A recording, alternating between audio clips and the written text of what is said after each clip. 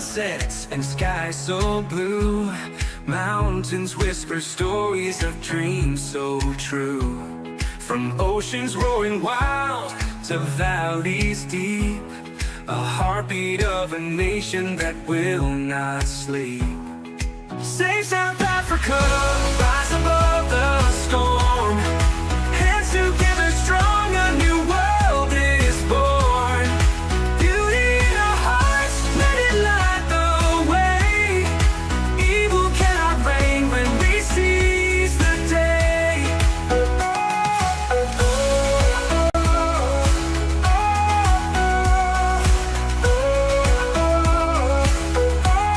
The people sing louder than shadows can scream. Together we're stronger than the wicked scheme. The soil holds our history, roots run so long. A melody of freedom, we're singing strong. They may curse the land with lies they weave, but we hold the truth in what we believe. Their crowns may crumble, their thrones may fall, for the power is the people's above it all. Save South Africa, rise above the storm. Hands together strong, a new world is born. Beauty in our hearts, let it light the way. Evil cannot reign when we seize the day.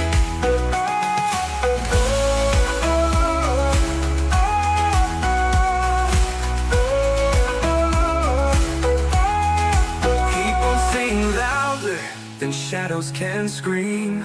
Together we're stronger than the wicked scheme. The people sing louder than shadows can scream.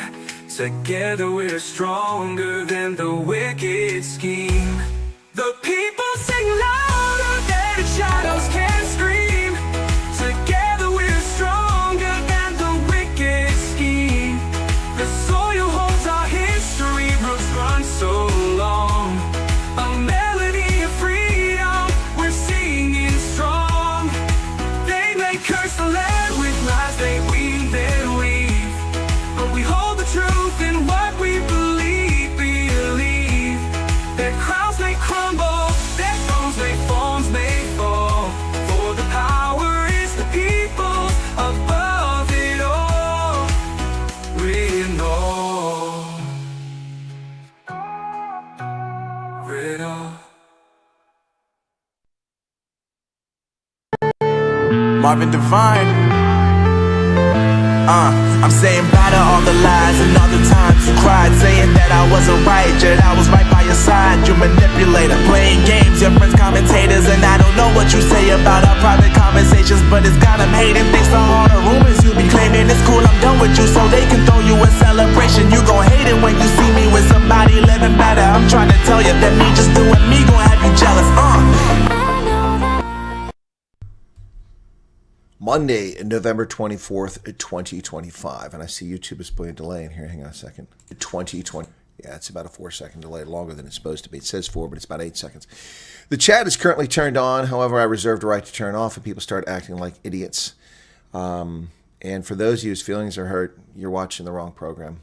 This isn't a program about cuddling you and making you feel good 24 hours a day. We'll cuddle you and make you feel good sometimes, but not 24 hours a day. I was nearly late for the broadcast. Before we get into news, the letter carrier was here. Whoever's on my route has changed their delivery time, and now they come in the morning. Used to have to wait till late in the afternoon, but now they bring me bills early in the day. Let's see what bill awaits me here. This is the gas company. Let's go ahead and open that letter up. This is a letter opener. It was a gift from a lieutenant colonel from the French forces. Gave this to me.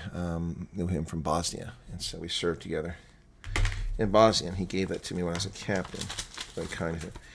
And here is my gas bill, which is already starting to climb because the winter months are coming. It's $56 for natural gas. That thing climbs up as high as $220 during the wintertime. Last month it was $17, which meant I didn't use any gas. Now it's $56, so that's climbed a little bit this month. So 56 times 17 at the current exchange rate, that's 952, 1,000 rand for my gas bill. Okay, And then here's the electric bill. Let's see how much electric I had saved up from the panels and how much I didn't. It might be the first bill I've had other than the nominal fee just to be hooked up. So let's take a look at that. No, it looks like I didn't pay for any electricity. It looks like I had enough. Yeah, I had enough saved up. Let me see. I banked 561 kilowatt hours, and I withdrew 397. So yeah, I paid nothing. I have to pay $19, $20, but that's just a hookup in the insurance. I have to pay insurance in case the line doesn't work. Thank you, Merlo, for the 14 Rand. You got a call. Well, that's fantastic for you, Merlo. Congratulations. So this is $19. So I pay $20 a month, regardless of whether I use any electricity or not. That's just not fair. Why am I paying for a hookup? It's ridiculous. So $20 times 17, that's 340. So that's about 1,350 Rand for those two bills. Okay, so they've arrived. And junk mail also came. Junk mail came. Yeah, there's a buying event here. Yes, they were selling gold, so yeah. No, thank you. Actually, they're buying gold from people trying to get rid of their gold. So there you go. All right. So, wow. Again, I reserve the right to turn off the chat if I so desire. I ask people to behave like adults. Yesterday, was it yesterday when my video went for almost 2 hours? People come in here and try to cause chaos. And if you haven't picked up on that by now, then you're not paying attention on the channel. There are chaos agents who try to disrupt things. And they were successful yesterday in starting a crap storm. Someone was accused of using the unbeliever word, and that is a word that's banned on my channel. So when people came up and said it was being used, I said it's impossible, and they called me a liar. And then their feelings were hurt when I said they were the ones lying, because it's not there. Either they're lying or YouTube failed. It's a word blocked by default. By default. And I showed people on my screen the word is blocked. Brought it right up. Community settings. It's there, along with the word begins with F to describe a certain sexual behavior, and the N-word and a couple other things are automatically blocked. I blocked them 6 years ago. So, yeah, those of you who choose to go onto my videos and make comments and insult me and attack me and distort what actually happened there, you're the liars, not me. So get over yourself. You're not that important. If you don't like the channel, then I suggest you watch Basket Weaving. There are plenty of other channels on YouTube. If your feelings are hurt, well, I really can't assuage your feelings because you're too demanding, too attention-seeking. For those of you who claim that you're trying to help me, you're not trying to help me. Never heard from you before. 6 years, you've never been here. Oh, I quietly watch in the background. I don't buy that for a heartbeat. I don't buy that for a heartbeat. Anyway. So I made a video a short while ago regarding this. People tell me, a guy said that I'm always yelling at my viewers. That's a lie. It's an absolute lie. Exactly. Exactly, Sean. Yeah, no, that I always yell at my viewers. Utter nonsense. Utter nonsense. I have been incredibly patient with viewers. I have had the patience of Job despite endless abuse by hate wankers and by leftists and by even some of my own viewers. So people that want to make that false allegation, they're not real viewers. They're simply trolls coming on there trying to cause chaos. For those of you whose feelings were hurt yesterday, that's on you. That's on you. You don't have to see comments people are putting in chat if you don't like. You simply block them. We've covered this many, many times. Yeah, a bunch of pretentious people causing trouble. Yeah, that's right, James. And people didn't like my use of profanity. Well, you know what? It's an adult channel. It's not open to children. If you choose to let your children watch it, that's on you. I try to avoid the profanity, but sometimes, in my view, it's necessary. You can disagree with me. That's your prerogative. And you can disagree by leaving. Wow, look at that. I'm trying to get rid of viewers. No, I'm trying to tell people to be adults, you know? My goodness. Try to tell people, I mean, look at Trump. Look at how many times he's been insulted by Ramaphosa, Manguena, Crispin Piri, by Ronnie Lamola, and he hasn't taken any action against South Africa. Imagine that. Amelia had hip replacement a while ago. Yeah, anyway, so... Yes, I talked to higher volume when excited, wasn't angry. Yeah, people are, you know, they're just being difficult. And people are their feelings can be hurt. Well, I was just trying to help you. No, you weren't trying to help me, because if you're trying to help me, you would have written me a private email. Now, some people write me private emails and they're very, very pretentious and very condescending. That's different. But you wouldn't have posted it on my video. When you post something as a comment in a video, you're clearly intending for the world to see it. So when you insult me and tell me that I'm yelling at my viewers all the time, clearly your intent is for the world to see it. It wasn't a private comment. It wasn't something you sent me in private to say, hey, you know, this, you're a liar. You're a liar, and I'll call you out, the person that did that. And by the way, accused me of attacking my viewers. Nope. I told the people that wanted to leave because of that they can leave, and also the people that are saying that there's a K word. I went back for 30 minutes. The word was not used once. The letter K was used. Now, you need to be correct and precise in your comments. If you want to complain about someone doing that, then you need to say, someone implied that word. They put the K letter and then they put something else there to imply that that's what they meant. That's a different situation, but I didn't even see that. So people just put the letter K, never saw, and that's what people later said, well, someone used the K. I couldn't even find that in 30 minutes. So people were complaining about something that happened 30 minutes before and disrupting the chat because that's what they do. Their feelings were hurt that I had over 800 people watching the program. That's the problem. People's feelings were hurt because I had over 800 people. There's a lot of penis envy out there right now. There's a lot of people who have envious hearts, and no doubt they're behind this. Yep. Exactly. Mad Max says if we see it in that context, we delete it. So, it's utter nonsense. Yeah, anyway, so why are you laughing, Heesum? Are you one of the troublemakers?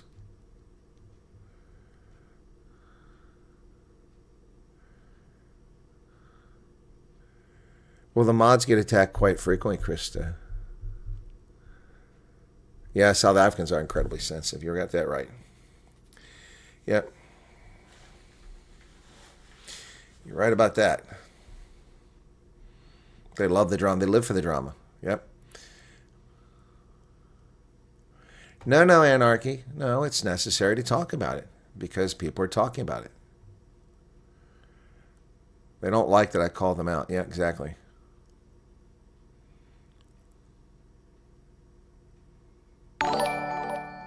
Yeah, it's right. It's Crystal Smith. You're right. There's so many crap stirs that it's unbelievable. Thank you for your membership there for 5 months there, Tuns Kotza. Gosh, I thought you were a member for longer than that. We did email you. The comments were in Afrikaans. Some of the Q. Okay, we'll see. Now, thank you, Josie. Thank you for that. Thank you very much. You've just made it clear. The comments were in Afrikaans. No one told me that. No one told me that, or I didn't see it. They said that they used the word. So... Oh, bye then. Oh, you're leaving. Oh, wow. Wow. So you put your comment in here and you left. Wow. See, there we go, right there. That's a person I've never seen in the chat before. The comments were in Afrikaans. Some of the comments are still up in the video. Deal with the aftermath then. Well, thank you for your threats. That's a gentleman or a woman who threatened me yesterday on the video. They threatened me. Yep. I saw their threats. Their veiled threats. So you deal with it. You're being an ass, like a little child throwing your toys out of the pram. And now you leave. And now you leave. Be an adult and stay for the conversation. Be an adult and stay for the conversation. And deal with it. There's nothing for me to deal with. Nothing for me to deal with. Because I didn't do it.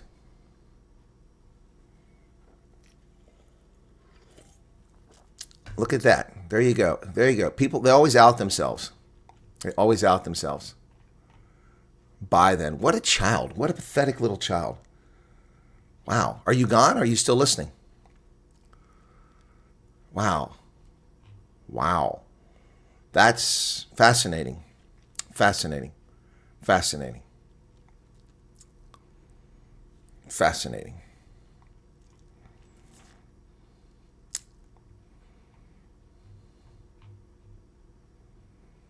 And by the way, he says, we did email you. Then why did you post this comment on my video? Since you want to out yourself, I'll out you. You know, you want to play out, I'll out you, buddy. You want to play out, I'll out you. It's not hard to do. Okay. Wow. Wow. Where was that comment at?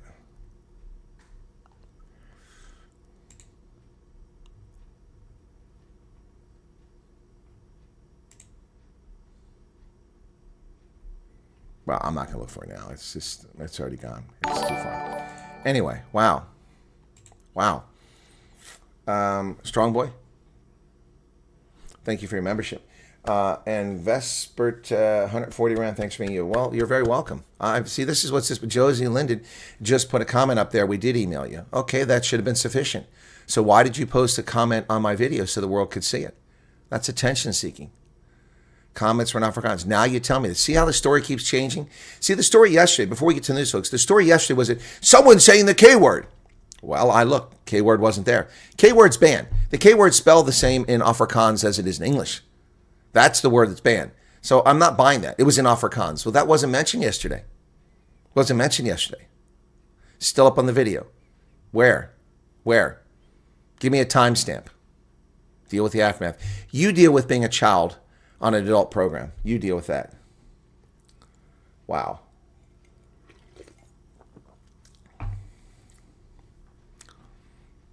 Grow up. Absolutely grow up. My goodness.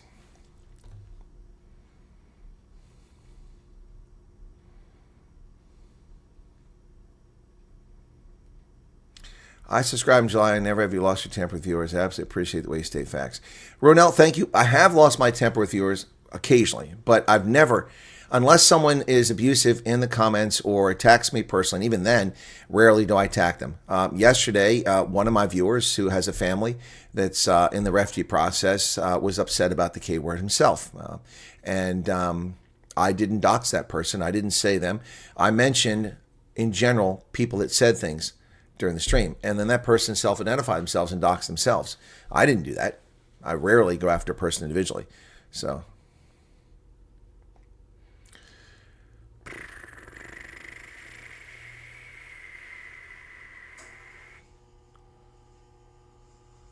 That's the sperm that won. They have to get their drama somewhere. Yeah, you're right. Sieben Dalan is over. That's right, folks. The Sieben Dalan's over. Got to get it from somewhere. Siki doesn't have a penis to have penis heavy. You don't have to be a man to have penis heavy. It was to disrupt the news. An unreasonable claim was made, which was not okay. Exactly, Mace. Can't leave without making a scene. Exactly. Got to make a scene. Got to make a scene. Yeah. Well, that was fun. That was fun. Okay, I don't see the one that this person's saying is trolling, so. And here's another one. Hey. Well, that's what they do, Jonathan. They put the word in there so they could take a screenshot. It doesn't mean anything. I can't do anything about that. People want to attack me, and they want to come after me. That's I have no control over that. The word is blocked. The word is blocked. And you can't expect me to speak 38,000 languages fluently. It's impossible. So I didn't say it. I don't endorse it, and I punish it. Obviously, I oppose the word. That's why it's blocked on my channel. So this is typical, Jonathan. They do this crap all the time. They'll put it in there, then they'll take it and they'll put it on social media and claim that racists follow this channel. That's what they'll do. But again, as I pointed out, it's ironic because a lot of the Afrikaners in particular, who mostly white folks, the Afrikaners in particular want to be refugees, and a lot of them want to go to Alabama. I keep pointing out to them that if they're racist, they don't want to go there because the black population is twice as large in Alabama as it is elsewhere in the United States.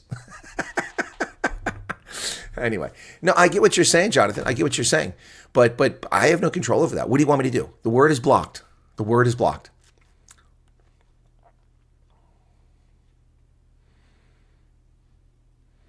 Well, now that's what the person's saying, Jacques, that what happened is it was posted in Afrikaans. And I'm supposed to be able to interpret and analyze in my head Afrikaans on the fly while I'm giving the news. There was a time we just turned off the chat during the news. Shall we return to that so y'all can't chat with each other? I just turn off the chat and then turn it back on when I'm done with the news. Exactly. It wasn't me that said the word. So what's the issue? Exactly right, Krista. Exactly right. Anyway. Oh, boy. I don't see this other person somebody's claiming is a troll. So I don't see that anywhere here.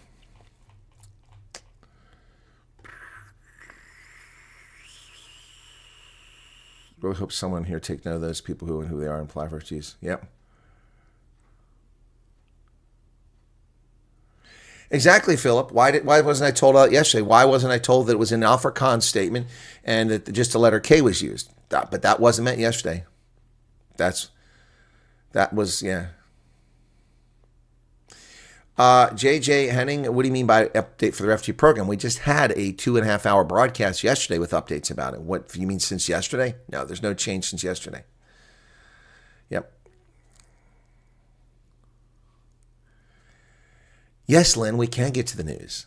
Can you be patient? This is necessary. These things are important to talk about, okay? Just be patient for a moment, okay?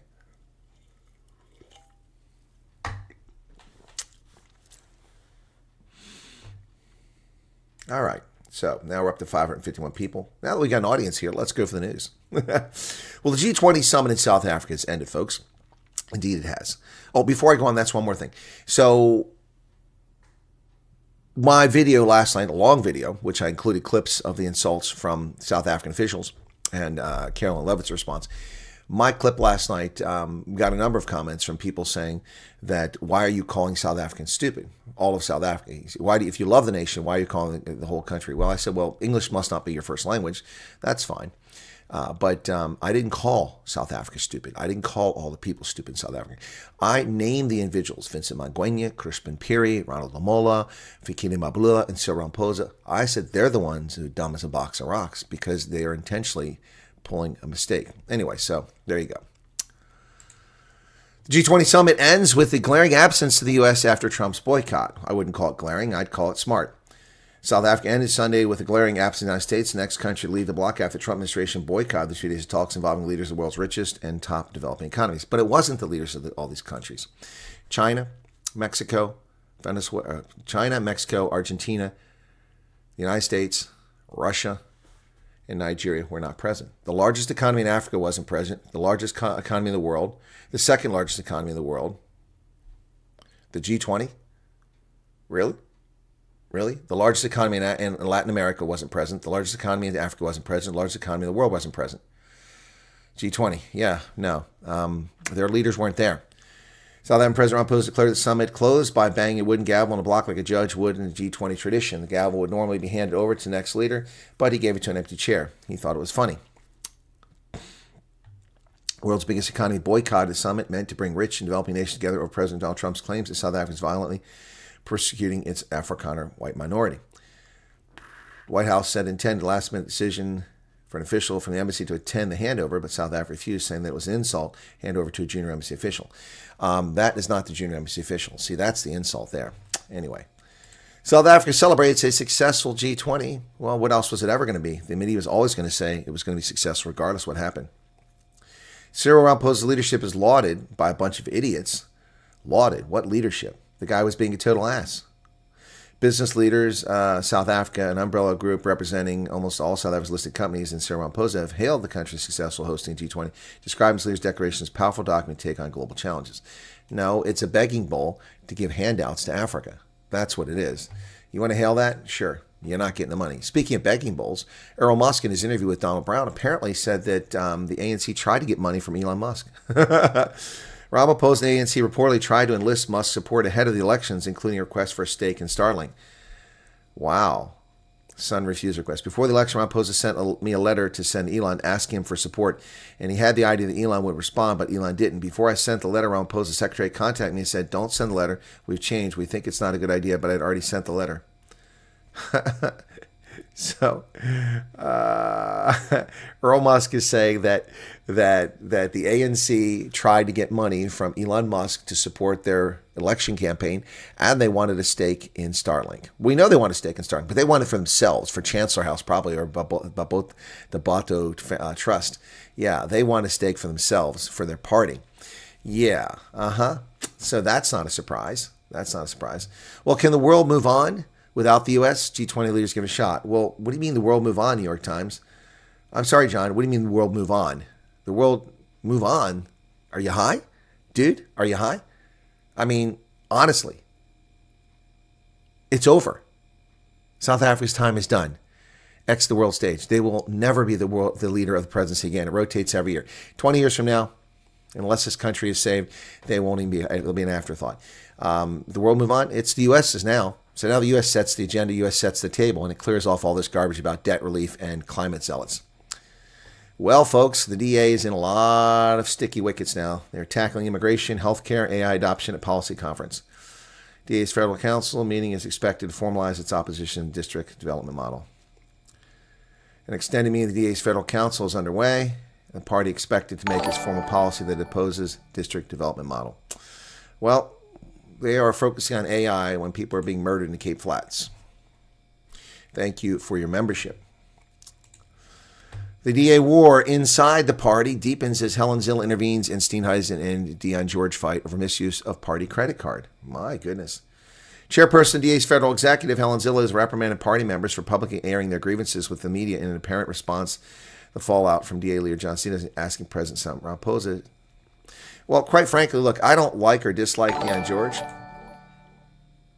Joy van Vyk, you're welcome. I don't like or dislike Dion George. I don't really care. I don't have a dog in the fight. But the defamation and the stuff leaked by members of the Democratic Alliance about him, accusing him of sexual misconduct and all these other things, that's where this all started. And Dion George has a right to defend himself. He has a right to defend himself. And the conduct of the Minister of Agriculture, who's failed miserably protecting South Africa's agriculture sector, really needs to be brought into light. The man can't pay his credit card debt, and he's a leader of a political party. He had a court judgment against him for credit card debt. No explanation on that. He has no assets, 49 years of age. What has he done for the last 30 years? What has the man done for 30 years? He has no savings, no bonds, no stocks, no property, no nothing. What's that all about? And someone said, well, that's because he put it all his wife's name. Why would he put it all his wife's name unless he's trying to avoid taxation? My goodness. My goodness. Listen, Helen, I know that apparently you're afraid to come on this program, and I'll say it now. And if she wants to come on and refute me, she's welcome to do that. But I've been fobbed off by her personal assistant 3 times in the past 2 months in requests for an interview. So at this point, it's disrespectful and rude, insulting to me that I'm not getting an interview when little channels that have 10,000 viewers are getting interviews with Helen Zille. Why is she not coming on my program? At some point, it becomes fear. Does the DA fear me? Why? I'm fair. I've never mistreated a guest in this program. Give me the name of one guest that's ever been mistreated on this program, please. I'll wait here while someone tells me who's been abused in this program, who was treated unfairly, who didn't get a chance to speak their mind on this program. Tell me, one person of the 2,000 plus interviews I've conducted the past 6 years. Someone. I'm waiting. You won't be able to find one because it's simply not true. So at this point, I can only conclude that Helen Zille is afraid to come on the program. The excuse that she's busy is that's not going to fly anymore. That's not going to fly anymore. If she's so busy, she could have offered to come on 6 weeks later. But no, she's not coming on. And what I have to say about this is that the DA has caused all these problems for itself. I'm not the proximate cause. I'm not the one that violated its investigating process and its decision of the body that investigated Ronaldo Jose. I'm not the one that hired Roman Kabanek and then sacked him illegally. I'm not the one who failed to pay their credit card. I'm not the one who failed to say anything about national health insurance or the Basic Education Laws Amendment or the expropriation without compensation. I'm not the one who put someone in a position who refused to follow government policies and got sacked. I'm not the one that gave permission to a senior party members to go to the states and then did an investigation into them, suspended them for doing what the party told them to do. That's the Democratic Alliance. Thank you, Elmarie. Appreciate it. Glad you're crazy for the channel. I'm not the one that did that. That's the Democratic Alliance. That's the Democratic Alliance. And why is Helen Zille afraid to come on this channel? I mean, what am I making the wrong conclusion here, folks? You tell me. Am I making the wrong conclusion? Am I making the wrong conclusion that Helen is afraid to come on the channel? I've invited her. She offered to come on the channel over 5 years ago, unsolicited. I was in a conversation. She popped on the stream with a meeting I was at, and she said, I'm happy to come on the channel anytime. Well, anytime is now working on 6 years. I want to talk to her about her book, woke book. That's old news now. And I've asked for her to come on and talk about several things. She's not coming on the channel. Why isn't she coming on the channel? Does she think she's going to be treated unfairly? If she thinks she's going to be treated unfairly, then she's not paying attention. Thank you. I am making the right conclusion. She's afraid to come on the channel. Steenhuisen's afraid to come on the channel, but he's arrogant. He's not afraid. He's just arrogant. He won't come on the channel. I interviewed him once, and he was a total ass, a total disrespectful ass. He accused me of being disrespectful because he's not very bright and inferred incorrectly what happened. Yeah. Yep. So there you go. Meanwhile, who cares what the Norwegian Prime Minister has to say? The Daily Maverick does. Norway's Prime Minister Jonas Gahr Støre criticized the U.S. absence from the G20, calling explanation for missing and unacceptable. He highlights global inequality, technological advancement challenges, Norway's commitment to equality and cooperation in national politics. Really? Norway? Okay. Thank you very much. One of the highest GDPs in the world. Nobody's going hungry in Norway. You want to talk about inequality? Why don't you give some of your oil money to the rest of the world? Yeah, this is by Peter Fabricius. And Peter says the U.S. explanation for missing the G20 leaders in summit in Johannesburg this past weekend This is what Norwegian said, is in my view unacceptable and unfounded. He was speaking to Daily Maverick after attending the summit. He was referring to President Trump's statement 2 weeks ago that no U.S. government official would attend the summit because white Afrikaners were being killed and slaughtered and their farms being illegally confiscated. Well, Mr. Story, you seem to have the inability to understand hyperbole. That's not the reason that they're not coming. The reason they're not coming is because of the agenda, and that's been clear for a year.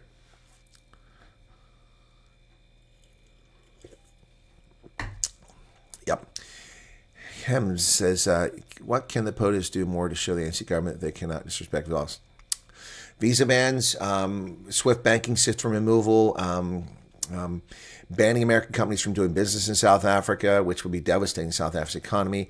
It would also be devastating a lot of South Africans, and that's why he hasn't done it, because a lot of South Africans, tens of thousands of South Africans, work for American companies remotely, and it would just be devastating. And Shivani says her visa can revoked. Well, she should shut her mouth. Yeah, Rudolph. No, Steenhuisen won't come on the program. By the way, I've interviewed many DA people, and they've all been treated very fairly. Emma Powell's been on here. Andrew Whitfield's been on here. Retief Odendahl's been on here. Ronaldo, when he was a DA official, has been on here. I interviewed a DA member of parliament from Johannesburg back when my channel was cut off that day. I do it on Facebook.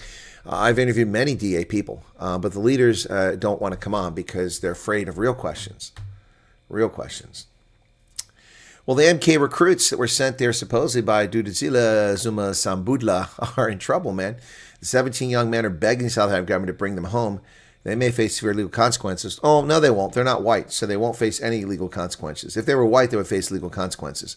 We've seen this before. We watched this movie. Whites, coloreds, and Indians who went to Iraq were threatened with anti-mercenary laws.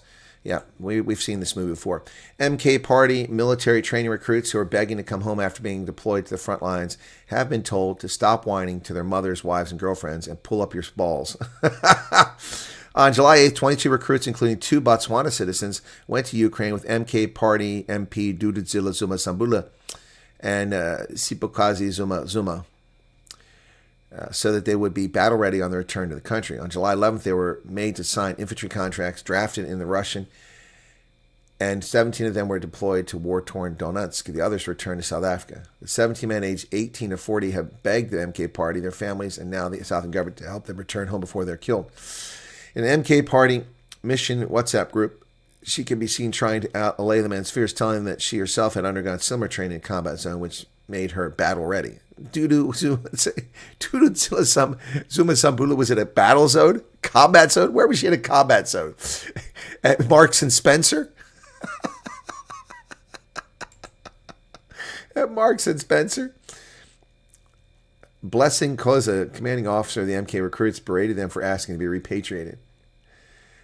An 18-minute voice note, Blessing Koza, the commanding officer, berated them for destroying our plans and causing issues about everything. He ordered them to stop this thing of calling home and calling your wife.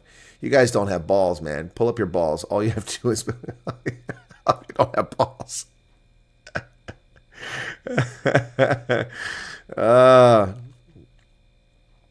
They were totally being sent for training, only to be dispatched to the front lines. Well, that's training. That is an evil, evil seed of an evil person right there. Oh, my goodness. Yeah, South Africa is a combat zone. Pressure mounting on the Democratic Alliance as the spat over the firing of Deion George gets raised. Undue influence, his replacement being involved with the game ranch industry. What's that? South Africa's leading animal welfare authority has demanded answers of both the presidency and the Democratic Alliance, requesting proof that newly appointed Environment Minister Willie Okamp is not compromised by undisclosed interests in the country's most controversial wildlife industries.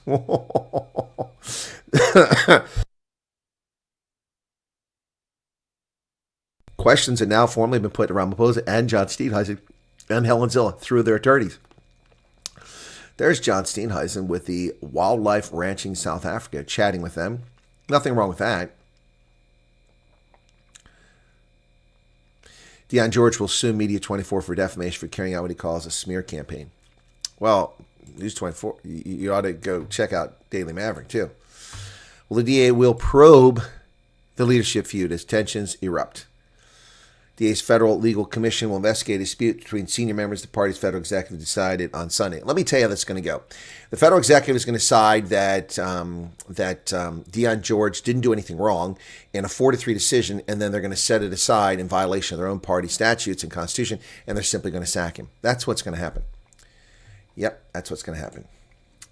I do not intend to sleep until we reclaim Johannesburg. Dada Marrero. Shouldn't we require an IQ test before you can become a member of parliament? Well, yeah, that would be helpful. Conda Bruin, thank you for the 70. Rand, clouds are gathering. No, the News 24 says something about that. So, yes, Dada Marrero will make sure Johannesburg functions. He will keep the world's largest man-made forest going. He's a forest ranger. Johannesburg Mayor Dada Marrero has once again dismissed claims a recent increase in service delivery activity across the city is nothing more than cosmetic cleanup ahead of the G20 summit, saying the real test is administration's commitment to world leaders will come after the world leaders leave.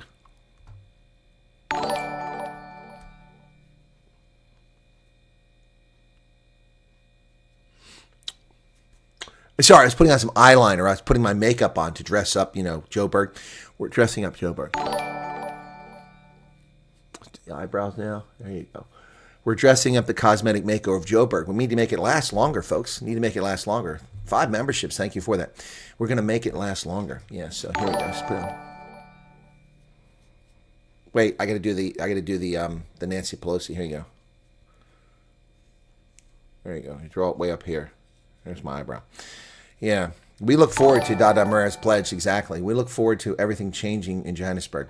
Well, South Africa has launched a new portal to restore citizenship to expats. This Department of Home Affairs has launched a dedicated portal to assist South Africans brought here unconstitutionally stripped of their citizenship. Again, a lawless country, South Africa, stripping people of their citizenship with no mandate. The launch, a further step in the digital transformation of the department's process, comes in the wake of the Constitutional Court judgment back in May, which declared a section of the South African Citizenship Act unconstitutional insofar as it automatically strips South Africans of citizenship if they acquired another nationality without the prior permission of Home Affairs Minister. The judgment, which took immediate effect, confirmed the earlier Supreme Court ruling and restored South African citizenship to all individuals who had lost it under this provision since 1995. The court held that stripping citizens of their nationality without sufficient cause was unconstitutional and ruled that affected individuals were now deemed never to have lost their citizenship. Well, there you go. South Africans abroad can begin the process by visiting the Home Affairs website. Well, good luck with that. good luck with that. Let's put lipstick on a pig. There you go. Let's put lipstick on a pig. We're going to keep Joe Berg looking spiffy.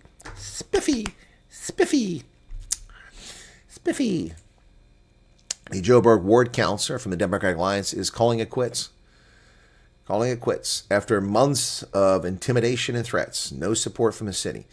Lucinda Harmon, Ward 102 counselor in the city of Johannesburg, has resigned, citing a toxic political environment, intimidation from construction mafia, and a complete lack of support from the Speaker's office. Conditions, she said, left her life and health at risk. Covers Bryanston, Hurlingham, Blair Gowrie, Bordeaux, and Randburg Central Business District. She steps down November 30th, said she reached a breaking point after more than a year of escalating hostility, threats, and unaddressed safety concerns. She repeatedly warned the Speaker's office, Ward Management Committee, and law enforcement about intimidation, but her pleas went unanswered. Border Refugee, thanks. You do an amazing job all around. Some just don't get it. No, they don't get it. They just want to be disruptive, but thank you for that. Yep, appreciate the clouds are gathering 99 Rand. She described escalating tensions about the Selkirk housing project development worth more than 200 million Rand, which she believes attracted criminal and political interference. Well, I understand where she's coming from. No one should give up their lives just to serve in politics. That's crazy. Israel says that it did kill that top Hezbollah commander in Beirut with that attack, which also killed 5 others, injured 22 people. An Australian senator causes chaos when she wears a burqa in the Senate. Initially reported as a far-left member of parliament. Obviously not. It's a far-right member of parliament. Senator Pauline Hanson appeared in a burqa, a full-face covering worn by some Muslim after being denied permission to introduce a bill that would ban them in public. They are banned in government in France. An Australian far-right lawmaker wore a burqa to Parliament on Monday, drawing outrage from fellow senators who accused her of racism. Okay, sorry. Okay, I guess there's some stupid Australians too. Arabs are white. It's not racist to have an issue with the burqa. It's a culturalism. It's a culturalism, not racism. So calling someone a racist because they have a problem with the burqa is dumb. It's stupid. It's retarded. Well, it's senators in the the Australian Parliament. They're dumb. Senator Pauline Hanson appeared in burqa, full face covering. Ooh, she got some nice legs, man. Check that out. Lawmakers erupt in anger as she entered the chamber, and Senate proceedings were suspended when she refused to remove the garment. This is racist. Senator displaying blatant racism, Islamophobia, said Marine Farouk, the Muslim senator from the state of New South Wales. Well, it's only Islamophobia if you're afraid of Muslims. Is she afraid of Muslims? If she's not afraid of Muslims, then it's not a phobia. Stupid people. Another senator of the faith, Fatima Payman, said it was disgraceful. She has disrespected the Muslims out there. It's absolutely unconstitutional. Really? So if you wear the burqa in Parliament, it's okay, but she can't wear it? Why can some people get to wear the burqa in Parliament, but others can't? That's not equal treatment under the law. Yep. This is the second time she's worn a burqa in Parliament. Did so in 2017 when she called for a nationwide ban. Her stunt came amid growing support in Australia for anti-immigration policy and the One Nation Party doubling itself to 4 seats in May's election. Yeah, I've got the video. We're going to play it. Okay. Keep the sound off, though, so we don't get in trouble. There she is walking into Parliament.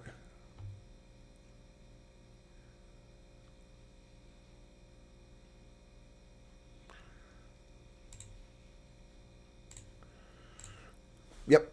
There you go. There you go, folks. Malaysia joins the fascist government of Canberra in censoring speech.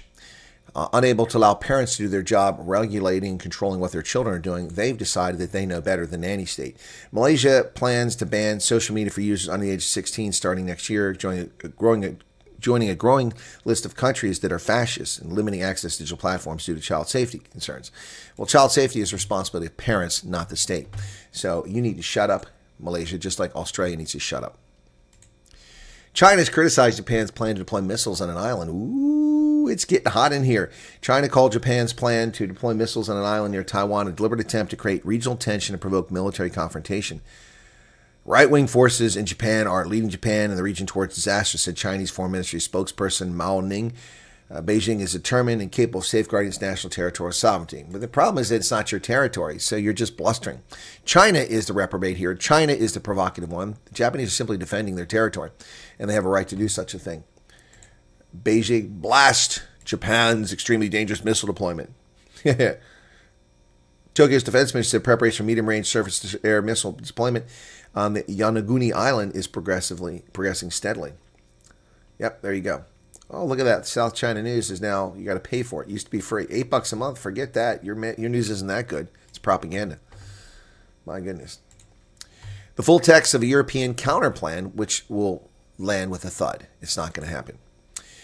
European counterproposal to the U.S.-Ukraine peace plan. They want credit for a peace plan. They basically take Donald Trump's plan and change a couple things that are not amenable to the United States. First off, there will be a total and complete non-aggression agreement reached between Russia and Ukraine and NATO. All ambiguities from the past 30 years will be resolved. What does that mean? What does that mean, all ambiguities? That's you have to list the ambiguities. You can't just say all ambiguities. This is the non-workable plan from the start. See, these are Europeans. They're also dumb as a box of rocks. You know, it's just all ambiguities will be resolved. Name the ambiguities. The status of the Donbass? Okay. The Crimean Peninsula? Okay. Sean Cloutier, thank you for becoming a member. Yeah. That's just one issue that goes. Ukraine will receive robust security guarantees. Ukraine had security guarantees from the United States and from Russia in order to get rid of the nuclear weapons back in the 1990s. And Joe Biden let Russia invade. He didn't protect Russia. And Barack Obama didn't protect Ukraine. And Barack Obama didn't protect Ukraine, refusing to send them defensive weapons, refusing to send them offensive weapons.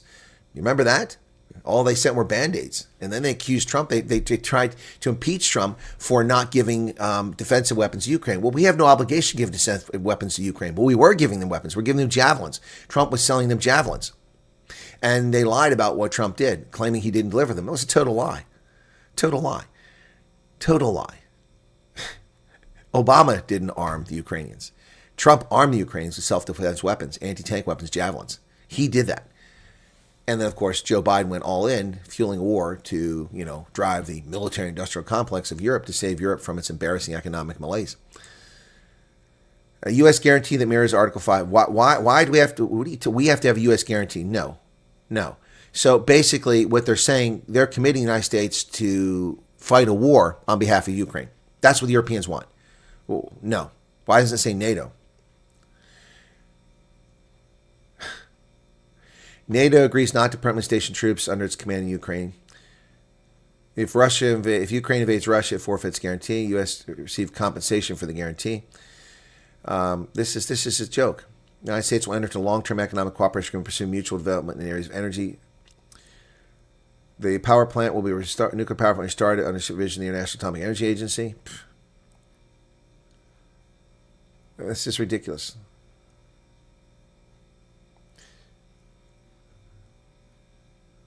No, this is the Europeans are fools. Absolute fools. Meanwhile, the U.S. and Ukraine cite progress on their talks of ending that war. The Europeans lay all of this at our feet. They're the ones who fueled this conflict. They're the ones, Jens Stoltenberg, who precipitated this conflict. They're the ones that drove Finland and Sweden into the arms of NATO. They're the ones that ended the concept of Finlandization and neutralizing a neighboring state. They're the ones that have sent millions of rounds of artillery that have killed hundreds of thousands of people. They're the ones who sent their artillery pieces from France, their Leopards from Germany, and a host of other weapon systems there. Yes, the United States also did it, but that was under crooked Joe Biden. Yep. Economists forecast a growing U.S. economy for 2026, but inflation will kind of hang around. 42 professional forecasts say stronger consumer spending investment will lift 2026 output. Yep, the National Association of Business Economics released a survey on November 24th. Expecting the economy to grow by 2% or more. Well, that's not bad, but not great. Airlines are canceling flights over Venezuela after the Federal Aviation Administration warned about security getting worse and also the military flying in the area. Got to be careful. Donald Trump says the tariff revenue is poised to skyrocket, urging the Supreme Court to make a quick decision on his use of a 1970s era law. President Trump urged the Supreme Court on Monday to decide a time-sensitive case could blow a big hole in his trade agenda, saying tariff payments are poised to skyrocket. He doesn't want to see his plans ruined. Writing on Truth Social said tariffs are reaping billions of dollars, but the full effect hasn't been seen yet because companies front-load inventory to avoid paying the levies in the near term. That heavy inventory purchase is now, however, wearing thin, and soon tariffs will be paid on everything they apply to without avoidance, and the amounts payable to the U.S. will skyrocket over and above the already historic levels of dollars received. These payments will be record-setting and put our nation on new and unprecedented course. The U.S. has collected nearly $320 billion in customs and excise taxes so far this year, compared to about $170 billion at this point last year. Nearly a third of the imports are subject to tariffs that Trump imposed under a 1977 law that granted the president certain powers over international negotiations during economic emergencies. Yep. So, administration estimated it would have to refund $750 to $1 billion in tariff revenue if the court rules against it and the opinion doesn't arrive until June. Well, that's a problem. Zoran Mamdani is proving what a fool he is. Just days after meeting with Donald Trump, he reiterates that Trump's a fascist. He reaffirms his past criticism of the president after agreeing to work with him on a cost of living concerns. Zoran Mamdani has reiterated his view that Donald Trump is a fascist and a despot just days after Parrott's surprisingly cordial meeting at the White House.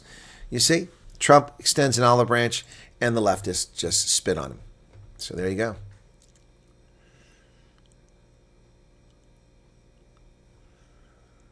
Yep. ICE holds a record 65,000 illegal aliens, and arrest deportations reach a record pace.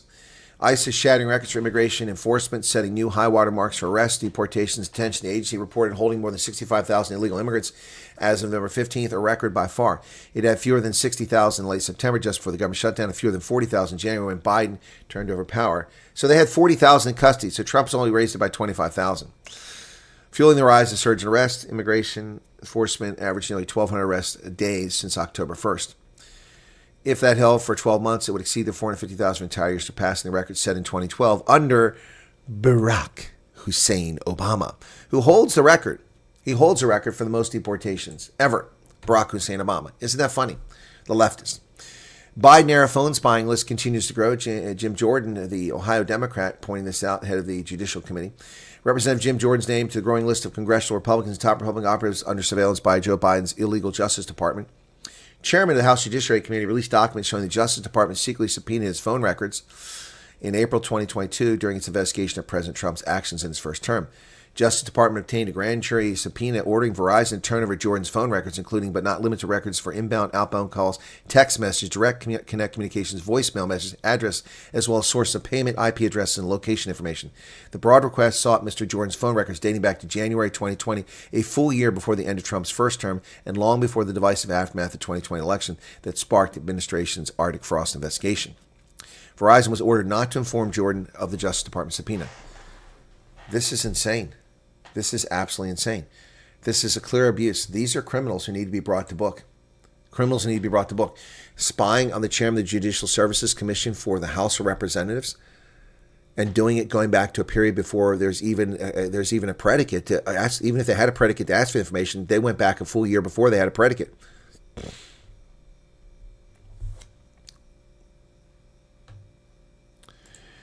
Boomers are sitting at $85 trillion in wealth, leaving other generations behind and worse off. Well, I've got a problem with that. That's a stupid story. First off, who holds the wealth in a country? The elderly. Why? Because presumably they worked their entire lives to build up savings, investments, pay off a house, and they own it free and clear when they get older. They're the ones who invest in their youth and over time, the power of multiplication. So this is a disingenuous story, and it appears in the New York Post, which is very disappointing. It's a conservative outlet, generally speaking. But the New York outlet is acting like a bunch of dumb 18-year-olds. Oh, the old people have all the money. Well, they've always had all the money. They had all the old money when I was a kid. They have had all the old money when I was in my 30s, in my 40s, in my 50s. Older people have all the money. That's how things work. How stupid are these people? Baby boomers, which is the largest cohort in the country, are officially the wealthiest generation, holding more than $85 trillion assets, according to data from the Federal Reserve. They still hold over half the nation's wealth, despite making up only 20% of the population. Millennials and Gen Z, by contrast, make up 42% of the population. See, they added two groups together, but hold only 10% of the country's wealth. Why is that? Why is that? Because, number one, they don't work. Number two, they haven't had time to build the power of compounding. You can't expect a 19 or 22-year-old or 30-year-old to be worth millions unless they came up with a great idea and invented something.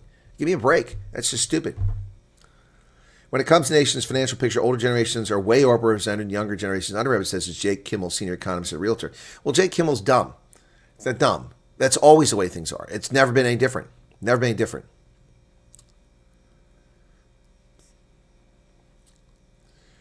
Kimmel points out baby boomers were much younger. Back in 95, they held 30% of the nation's wealth and 40% of the nation's real estate. Well, yeah, they were the largest cohort. And they also, by 1995, the oldest baby boomers, 45, 55, 65, 75, 85, they were 40 years old. They were 40 years old, and the youngest ones were 20. Stupid people. Baby boomers became the richest generation because they got a once in a lifetime setup. They bought homes with an ordinary salary could cover the mortgage on a modest house without turning every month into a financial siege. They locked these mortgages in, then watched home prices surge and interest rates collapse. Well, that's not their fault. You can punish them for that. Young people could have done the same thing. From loyalist to dissenter, Marjorie Taylor Greene's exit raises questions about MAGA's future. No, it doesn't. No, it doesn't. Marjorie Taylor Greene is not MAGA. She never has been MAGA. She's been a firebrand, pin-pulling, grenade-throwing troublemaker. And now she's leaving. So what? Her decision sparked a frenzy speculation about whether she's considering a run for the Senate, Georgia's governor's mansion, or even a long shot at the Republican nomination. Others predicted a pivot to media. That's where I expect to see her. Yeah, she'll probably be great on MSNBC. Yeah, they've already got Joe Scarborough. Why don't they get her? ICE will be busy cleaning up their backlog, making the system finally make space for people to follow the rules. Exactly. And that, ladies and gentlemen, is the news for today for the 566 people currently here. Thank you for being here. We got through the news rather quickly after 20 minutes spent discussing the events on my videos. Anyway, Mondami has to look like he's opposing Trump back in New York. We here in Europe get a lot of dog whistling to get ready. Lots of ads for backup power emergency food. Yeah. Speaking to people who believe MSM is truth is no different than trying to teach a chicken about religion. Maze, thank you. Cornet Hennig, I see Cockprod is complaining their sales are down 35%. I wonder why. Well, because I'm surprised only 35%. I didn't see that. That's interesting. Where did you see that? Europeans open their gates to the rampage from within. They're really as dumb as a box of rocks. What's your opinion with Piers Morgan's show linking the ANC to Iran Hamas? I don't need Piers Morgan to make that link. I don't need the ANC happily tells people they're linked to Iran and Hamas. Naledi Pandor congratulated Hamas on its terrorist murder of 1,200 individuals on October 7th, 2023. She hosted Hamas. I mean, look, that's not a surprise. She went to Tehran repeatedly. We had the chief of the army go to Tehran and praise Tehran's military and talk about ties between Tehran and South African National Defense Force. We don't need Piers Morgan to tell us the obvious.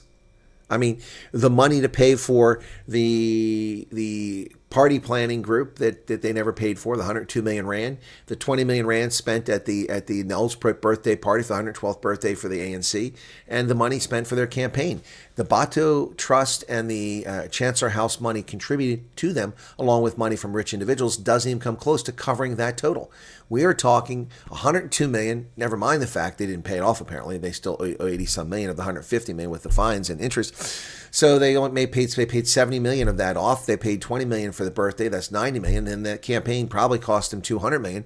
So we're talking, I'm just a rough estimate, 270 million rand that's unaccounted for. The Bato Trust and the Chancellor House plus the rich South Africans don't even come close to 270 million, none of which is listed. Where did that money come from? Well, Naledi Pandor went to Tehran. Just days later, suddenly they paid off the debt, or at least they claimed to paid off the debt, and they had a birthday party. Where did that money come from? Well, you figured out. Was it from Pala Pala? $580,000 is enough to cover all that. That's only 17 million, or 12 million, something like that. Anyway, rocks are smarter. Nicki Minaj calls out Christian genocide in Nigeria and praised President Trump bringing attention to it. That's old news, Daniel. Thank you. Anna Kruger, good day. We've been called today. Must go for an interview Monday next week. See, Anna, and you were so freaking out over this. There it is. Just, okay, Anna, focus when you get there. Focus, all right? Be truthful and be focused, okay? Don't go into hyperbole and start talking 18 different directions. Focus on what happened to you and why it happened to you. You answer my questions about what happened to you and use the words that the gentleman used when that happened, okay? All right? Just be truthful. Just be truthful. And don't get off track. Somebody used all caps. You're not allowed to use all caps. Only Hendo gets to do that. You don't like slip-on shoes. I don't know if that makes you racist. Johannesburg is trans modern city, and the media identity is modern. I have no idea what you're saying there, Turk savvy. Lana sent me a clip on WhatsApp.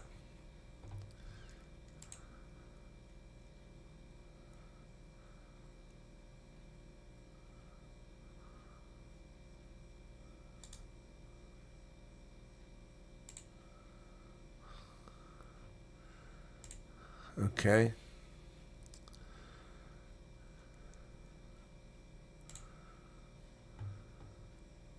That's on Facebook.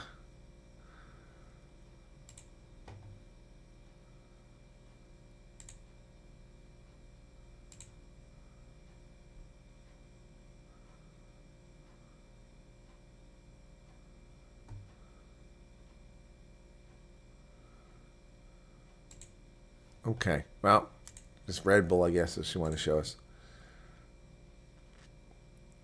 Damn, that's impressive. That's also crazy. Splat. Did a pretty good job, man. I would have gone splat. I would have been under the water. That would have put me under the water. I guarantee that. Yep, thank you for that. Okay. It's a cultural issue. It's not racism. What's your opinion about the Pierce? Okay, I already got that. Okay. Okay. Thank you, Boref G, for the super chat, which I already mentioned. What else? Many years ago, a friend of mine told her domestic worker that she needs a holiday. The worker agreed and suggested her on. That's funny. That's funny.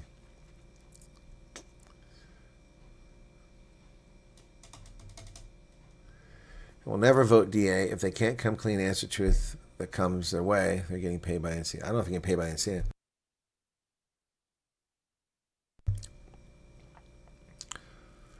Anyway, yeah, so There you go, folks. There you go. Where are we at here now?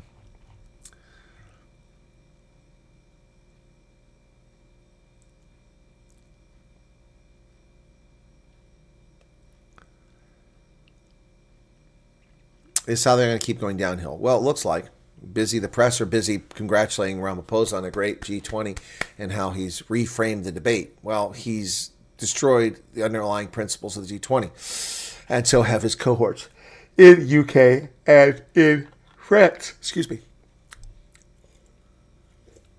I was wishing for white Christmas. Oh, I guess you mean over here. Well, not everybody gets snow for Christmas. I don't even know if there's going to be snow here. No snow so far today, and it's gorgeous outside today. It's 48 degrees Celsius. I mean, not Celsius.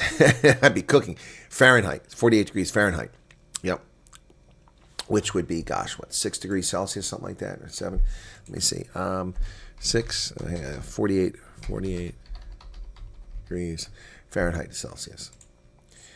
8.8. So 8.8 Celsius, what the temperature is outside. And it's gorgeous. Walked outside in shorts. Absolutely stunning. I did not see a volcano erupt. Where did that go? Somebody erased their message. 447 likes here. Let's get to 500. So a lot of windsurfers this Sunday. That must have been the Red Bull thing, Erica. My wife and I have the money, and our kids spend it. Oh, that's a shame. Fleshin, how's it going, man? I haven't seen you in a while.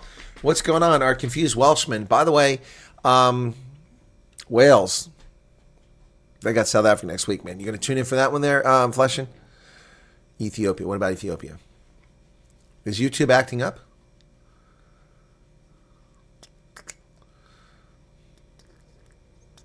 Okay, Lawrence McDonald, you're asking an impossible question.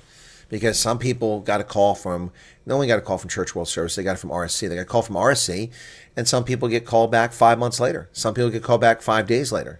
That's a question that can't be answered. Oh, Mad Max is having bad weather. Okay. Mostard said the process went quick and then it came to a screeching halt. Yep. Volcano in Ethiopia. What? In Ethiopia? That's odd. Okay. Yep, interrupts. Runs bright blue. Interesting. The Dalo volcano is known for a phenomenon that looks like blue lava eruption. It's actually blue flames caused by combustion of sulfuric gases. Okay. Is this new? No. Must not be that volcano. Oh, yeah. First time in 12,000 years. Woo. Okay. All right. I didn't see that. India's braced for impact air travel because of the ash. Didn't see this listed anywhere in the news, so thank you for sharing that with me.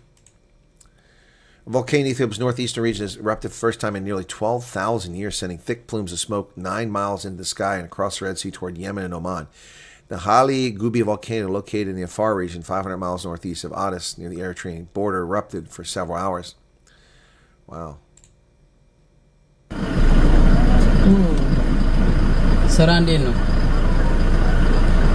Refreshing ሲልለት ጉብኝት ነው ጉብኝት ነው Oh, that's crazy. That's crazy. Volcano erupts in northern Ethiopia, sending ash plumes toward Yemen and Oman. This was just a few hours ago, 3 hours ago. Okay. Wow. Welcome back. Let's take a look at some of the stories that will be making headlines in the week ahead. Federal prosecutors say... I don't care about federal prosecutors. I care about the volcano.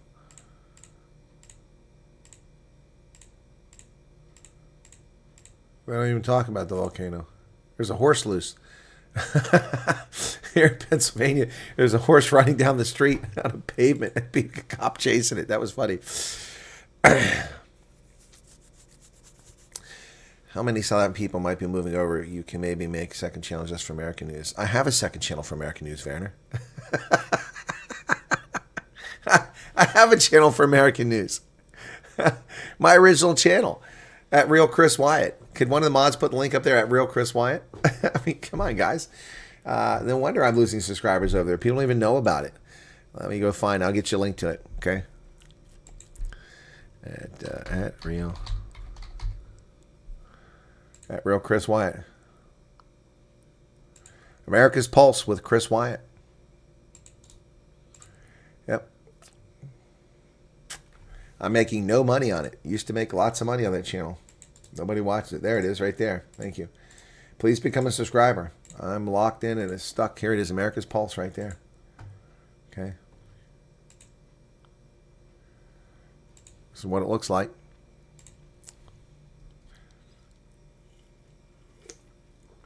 Yep. I'm ranked 1.7 million. Not so great here. I just posted this video 2 days ago. This is all AI.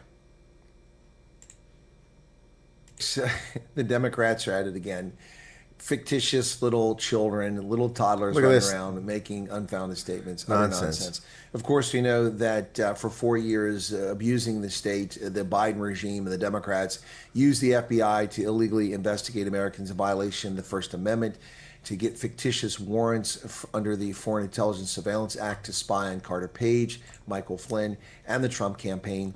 They also encouraged people to murder President Trump, the president of the United States himself, saying we got to take this guy out on more than one occasion during his failed, lumbering presidential re-election campaign, threatening President Trump with assassination after the litany of ridiculous lawsuits had no impact on ending Trump's meteoric return to the White House.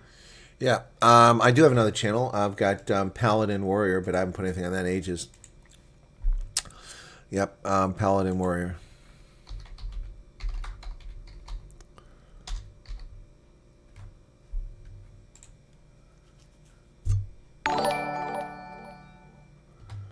Let me see.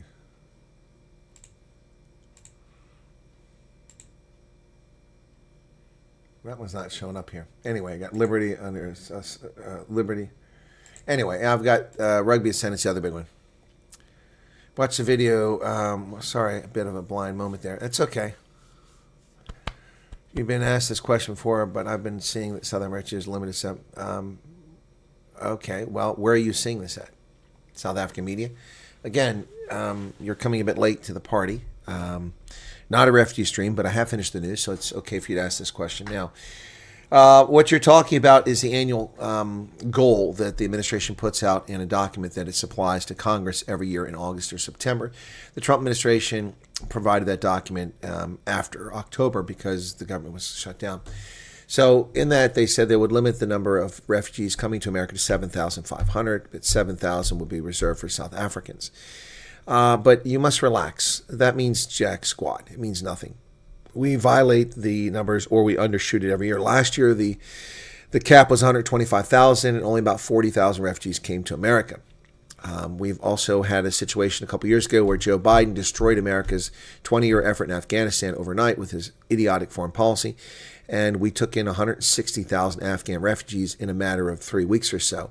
None of them were vetted, and they were given temporary protected status and refugee status, two different things. And they came to this country, and 162,000 violated the cap just like that. In addition to that, the president can extend temporary protected status to anybody at any time, so can the Secretary of State. And therefore, there's no cap on that. If things got worse in South Africa, without even changing a cap, they could simply offer a temporary protected status and they could transition you to being refugees at some point if they wanted. It's a simple thing. As far as the 7,000, 7,500, we habitually break that. 300,000 Ukrainians who were never envisioned to be refugees came to this country in less than 2 years. 300,000. So we violate that number all the time. So take a deep breath and relax. It has nothing to do with anything. And if you're just now discovering the program, you're way behind. You need to fill out an intake questionnaire at the embassy website and get on the stick, or you're going to find yourself waiting a long time because there's a lot of people ahead of you who have cases that have to be open. Oh, Richard, you're way behind the times, buddy. We covered that. And that calls for a lighthearted moment. I think it's time to cover that because that's fun. I enjoy that. Let's go to Emily Schrader, shredding. Shredding, absolutely shredding Ibrahim Rasul. Oh, it's so funny, man. It's so funny. It's great. She just destroys him. Let me find it here. I've got the video. I got to start putting these videos in one folder. So that it's so far back now. Where are we at here? Okay, it's Carolyn Levitt. Come on. Where is she at here? She's here somewhere. Pierce Morgan. Where the heck's it at? I hate this when I can't find things. No, it's not that far back. It's got to be here. Come on. Is it missing now? I've shown this video dozens of times already. I'm not finding it now. No, it's not here. What the heck? Oh, there it is. Here it is. On that charge of him being a white supremacist, what's your response to that? I mean, I don't really have any comment about Donald Trump. I don't know what his personal views are. I don't care for him that much personally. I don't agree with his policy on most of the Middle East, certainly not trying to make a deal with the Islamic Republic of Iran. But I do find it highly ironic that someone who effectively is an Islamist supremacist is accusing someone else of being a white supremacist. Mr. Rasool here is someone who has openly praised Yusuf al-Qaradawi, who of course is a financier or was a financier of Hamas, who openly supported terrorism and Hamas.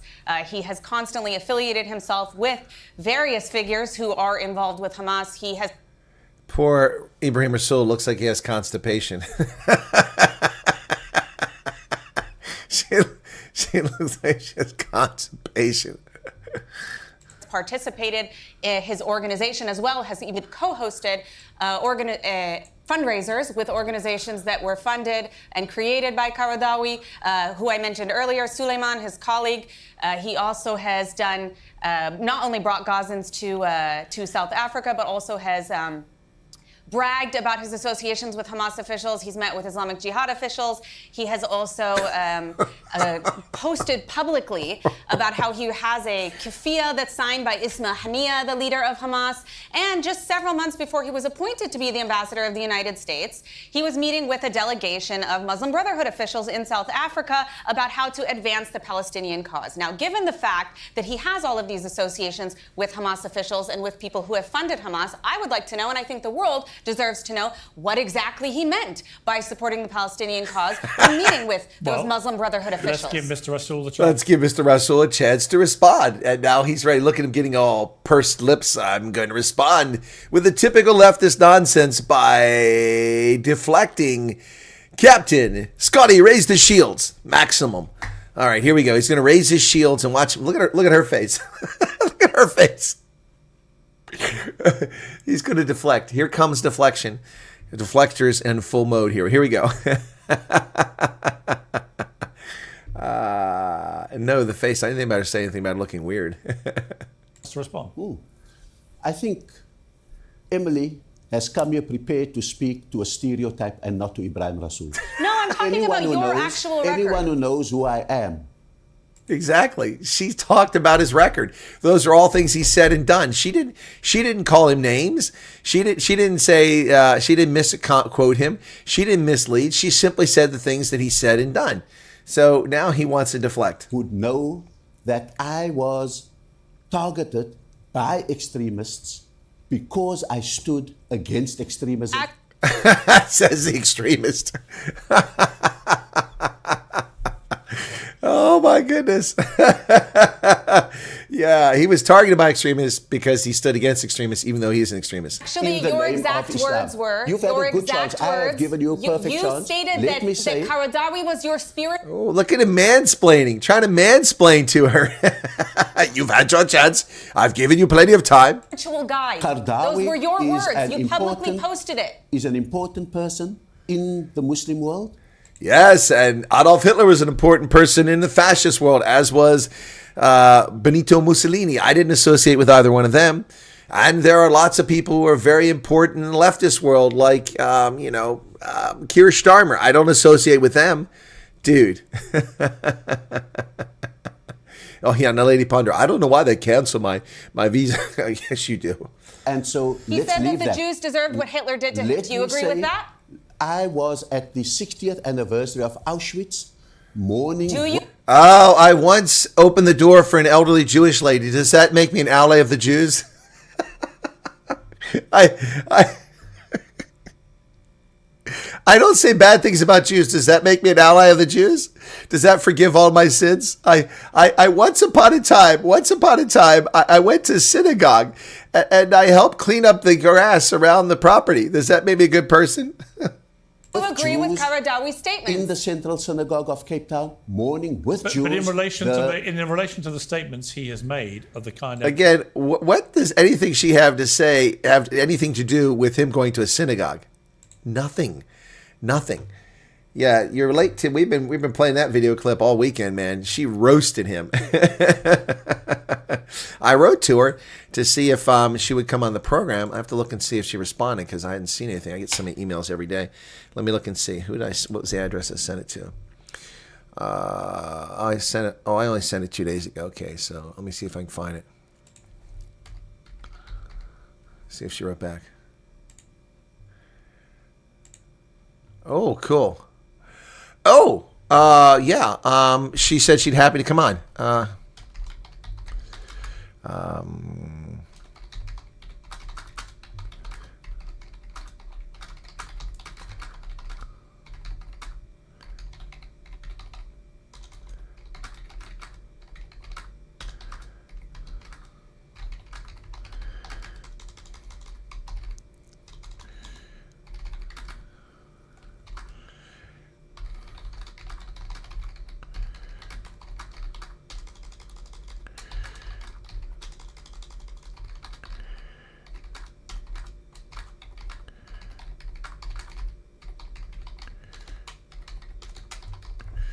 Okay.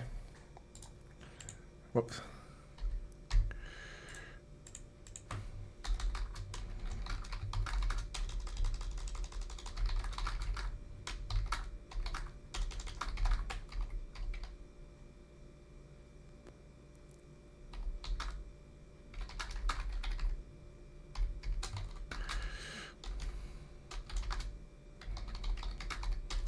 So she wrote back.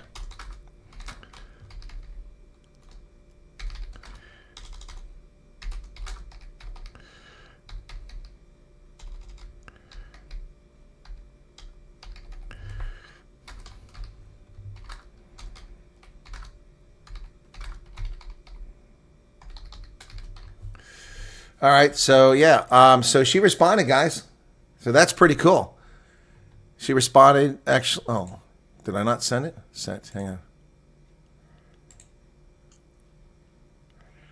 Okay, let's go back to the inbox. When did she send that?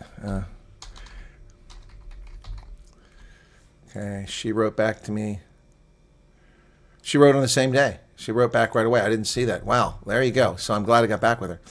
Cool. Well, maybe Friday we'll have Emily Schrader on the program. Oh, he won't come on. He won't come on the program. Yeah, I can't wait either. Yeah, well, she said she'll come on. So, yeah, that's pretty cool. She's got a couple 100,000 people on her Twitter account. Ask something different about home ownership. Please, can you explain the options available or more particularly owner-facing financing looks easier than bank? Lana, I'm not sure I understand your question. Did you ask it previously? Love this woman. She's a real legend. Yeah, no. Now, that's one stream I'm missing. The two of you together. That'll be gangbusters. That'll be fantastic. To make a flask of coffee, not to miss it. Yeah, well, hopefully she follows through. She said she would. This interview is a scoop. Also note you've given Suleiman an invite. So there's a fair shake. Yeah, well, that was just on my program. I didn't send him an invite. Should be a great interview. Excellent news. Awesome. You guys are excited. I'd love to see her on your program. So would I. Ibrahim Rasool, yeah. Single mom trying to farm. Okay, what did Lana say here? First time posting, Colonel, your view of report considering Trump declared Muslim terrorists. What is the ISGAP report, Jacqueline? I'm not familiar with that. Thank you. Please explain that report. Maybe I'm just not recognizing the acronym. Okay, so what is Lana asking about home ownership? Is she asking about ownership in America? Is that what she's asking about? Home ownership in America, you make a loan. You typically have to put 20% down. A typical house now in many places in America is going for $300,000 to $500,000. So $305,000. Let's just go with $400,000. Okay, $400,000. You have to have 20% of that. So guess how much cash you're going to have? $80,000 in order to buy a house. That's why houses are so difficult for people to buy. Now that's a new construction, middle-class home. You can buy a dirt cheap, rundown, old place for $80,000 to $120,000 places. If it's $100,000, you have to have $20,000 cash. You have to save a lot of cash. Now, there are exceptions. People who are dirt poor can get government-sponsored loans. They don't have to put that money down, but that's a small number of people. Others, veterans, we have very generous that the government backs it, but we have to pay for it. They don't tell you that. US 50 cents, don't spend it all in one place. Thank you, Nick. Yeah. You can purchase houses, acres. Of course you can. Of course you can. Here in the local town near me, people live on the main street coming down a residential area, and I see people with like over an acre lot right there in town. The house sits back about 60, 70 meters from the street, and they have all this land in front of it. But you can buy land all over the country. You can buy it in the countryside with land, yeah. Yeah, I should wear my Rashul shirt for that. $1 home in Detroit. Yeah, well, that's different. That's where you have to promise to spend so much money and live in it and this, that, and the other and rebuild it, yeah. But the problem is, so for veterans, if you're an honorable veteran, you serve veteran, you can still do it when you're in active duty. I did an active duty. You can get a home loan. But the problem is every time you buy a home, the fee, it's called a funding fee. So it's a ripoff. It really is. I mean, the good news is I don't have to put any money down. I can buy a house with no money down because the government will back my loan. So that's really helpful. I don't have to have any equity put in the house from the get-go. So if you buy a house and you flip it a couple years later, you make money, you can walk away with some cash and you don't have to worry about getting your equity back because you haven't put any in it. So as long as you get the same purchase price or more. So the thing is that you make a loan, and typical loans in America are 15 or 30-year mortgages. I have a 30-year mortgage and I pay a fortune. So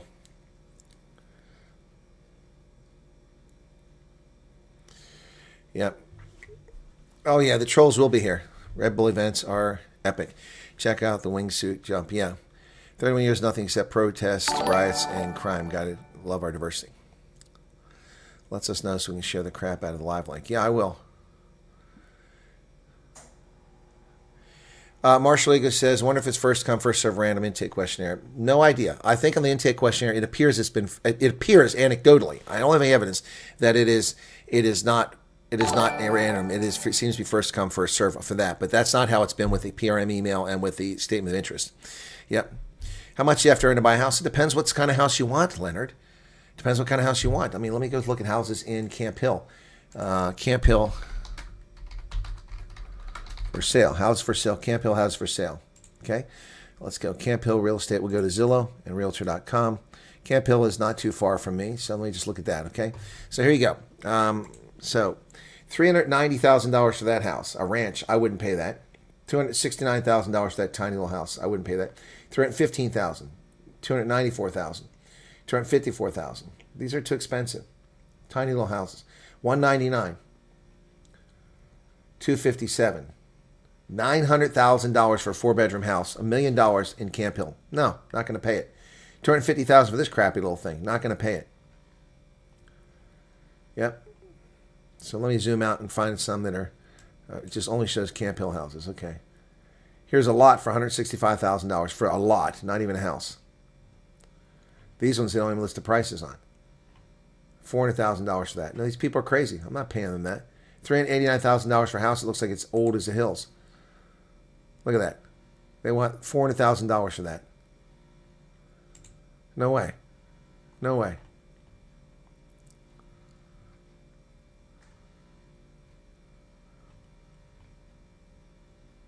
No way. Not paying that. So anyway, yeah. $600,000 for that. That's a ranch. I'm not paying $650,000 for a ranch. Your people are crazy. $264,000 for this one. $900,000 for that. Now that one might be warrant $900,000. Look at that. Let's see the pictures. That's a brick home. A lot of you always complain, ooh, your house is made out of wood. That's a brick home. Look at that. They got a huge swimming pool. Got a big lot coming into it. Oh, there's the lot. You can see all the land that they own from the color. It's colored in what they own. That's pretty cool. It's on a cul-de-sac. And they got trees blocking the driveway so nobody can disturb them. There it is above. That's from the pool. Now that I'd pay $600,000, but not $900,000. Look at that floor. That's gorgeous. The columns are kind of weird. Looks like it's empty. Look at that kitchen. My goodness. That looks like something in South Africa. Look at that deck. That's nice. I love the kitchen. There's a lot of pictures of the kitchen. Look at that. Okay, there's a fireplace.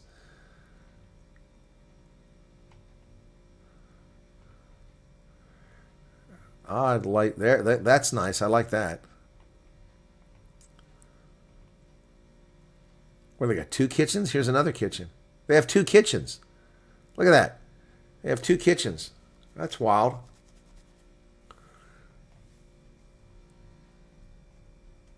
So that's $900,000. Oof. Look at the high ceilings. I had a house like that in Fort Meade with those ceilings like 20 feet high. It's crazy. That's a big bedroom with a fireplace in the bedroom. No way. Look at that. They got a fireplace in the bedroom which reaches out into the bathroom. There's a fireplace for the bedroom and bathroom. You see the bathroom? Look how big that bathroom is. Good Lord. The fireplace. That's pretty cool. That's pretty cool. The fireplace is the bedroom, bathroom. Man, look at that tub and that shower. My goodness. There's a jacuzzi. Oh, that's why. The fireplace goes right to the jacuzzi. How cool is that?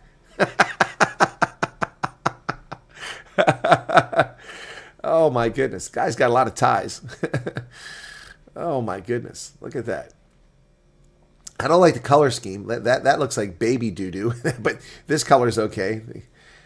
The eggshell. That's kind of a weird color. Look at that. That's a weird ceiling. But that's the upstairs. That could turn into a great office, man. Look at that. Oh, they're in astronomy. Everybody's... Oh, look at a pool table, too. They got a game room. Look how big the pool table is. Gee, many crickets. Hey, Nicole. Thank you for subscribing. My goodness. Sign me up. I'll take this one. Ooh, I like that shelving there.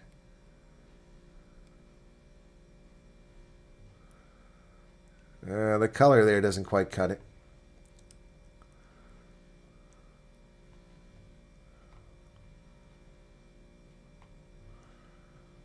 And there it is in relation to other houses at the end of a cul-de-sac.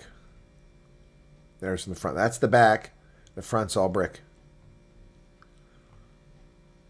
There you go, way up in the air.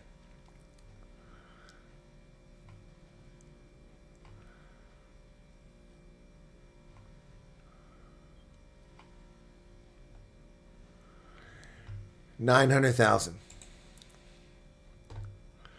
I'll take it.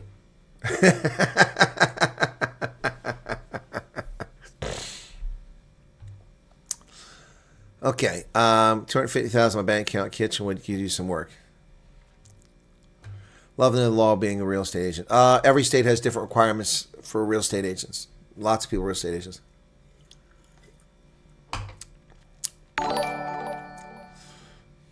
When buying a house anywhere, don't you need to think out the homeowner's tax? Yes, you do. Yes, you do. Don's Designs. 100% Mad Max, 35 Rand. You're 100% correct. You need to think about all those things. My taxes in this house are ridiculous. I'm now paying over $7,000 a year in taxes on a house that's only a couple $100,000 in value. It's ridiculous. If I add up the tax I paid over 10 years, I've already paid a third of the price of the house off just in taxes. It's ridiculous. It's ridiculous. And I've got a road that looks like Mogadishu out here. The township's supposed to take care of the road. It doesn't. Most of the money goes to the ridiculous school district. You would probably break the internet with views by just review listings on Zillow. Well, I could do that. Come and live in South Africa and enjoy some true majority diversity. I've been in South Africa many, many times. I lived in Botswana. Care about this son is hiding at the moment because he's a whistleblower. She's very interesting stories to tell. I suppose if she's interested. Snippets we need a song for the upcoming interview. What interview? Oh, you mean with her? Hopefully she wrote back to me. It was rather quick of me to do that. So, can't wait to hear back from her. Yeah, make sure I send it to her. Cool. I'm excited. That's pretty cool. Hopefully I'll hear from her. I'm excited. That'd be the most exciting interview I've been. I look forward to the lead interview. That was a lot of fun, but I'm looking forward to this one. Yeah. All right. So you buy a house like that if you don't like your wife. Love to be a bus driver so I can meet people. What would I need to drive bus? You have to have a license, and then you have to have a background check to make sure you're not a pedo and a criminal, and it's pretty easy. Lots of bus companies hire people. Yep. Wonder what the cost of houses are in West Virginia. Well, West Virginia, who was in Steve Hoffmeyer's program? Who are you talking about, Richard? Nice, spacious, lovely, need a few coats of paint. You've ever been to Spokane? I have been to Spokane, Yaku. Butts, yes, I like Spokane. It's dry. It's high desert chaparral on the eastern side of Washington, but I like it. Fairchild Air Force Base is located there. I have been there. That's famously where B-52 crashed and the crew was killed years ago. But yeah, Spokane I like. Yep, I do. It's very, very different than Seattle. Looks like I had a home in Constantia Kloof. Yeah, it does. It does.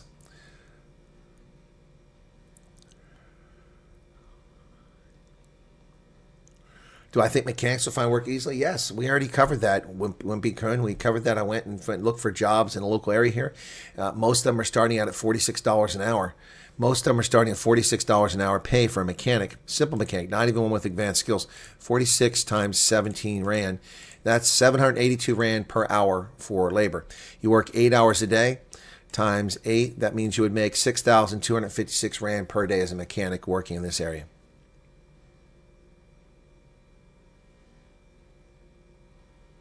Did I do that wrong? No. No, I didn't. 46 times 17, yeah. 782 Rand per hour times 8 hours, 6,200 times 40 hours a week means you make 250,000 Rand a week divided by 17. That's not right. That can't be right. That can't be right. So let me just do this real quickly. So 40 hours a week times $46 equals, okay, that's a little better, $1,800. Okay. Okay, times 17. This is more like it. Okay, there you go. 31,000 Rand per month. 31,000 Rand per month times 12 months equals 375,000 Rand per year as a mechanic. Is that enough for you? Tinking keys are 30 Rand. Thank you for that.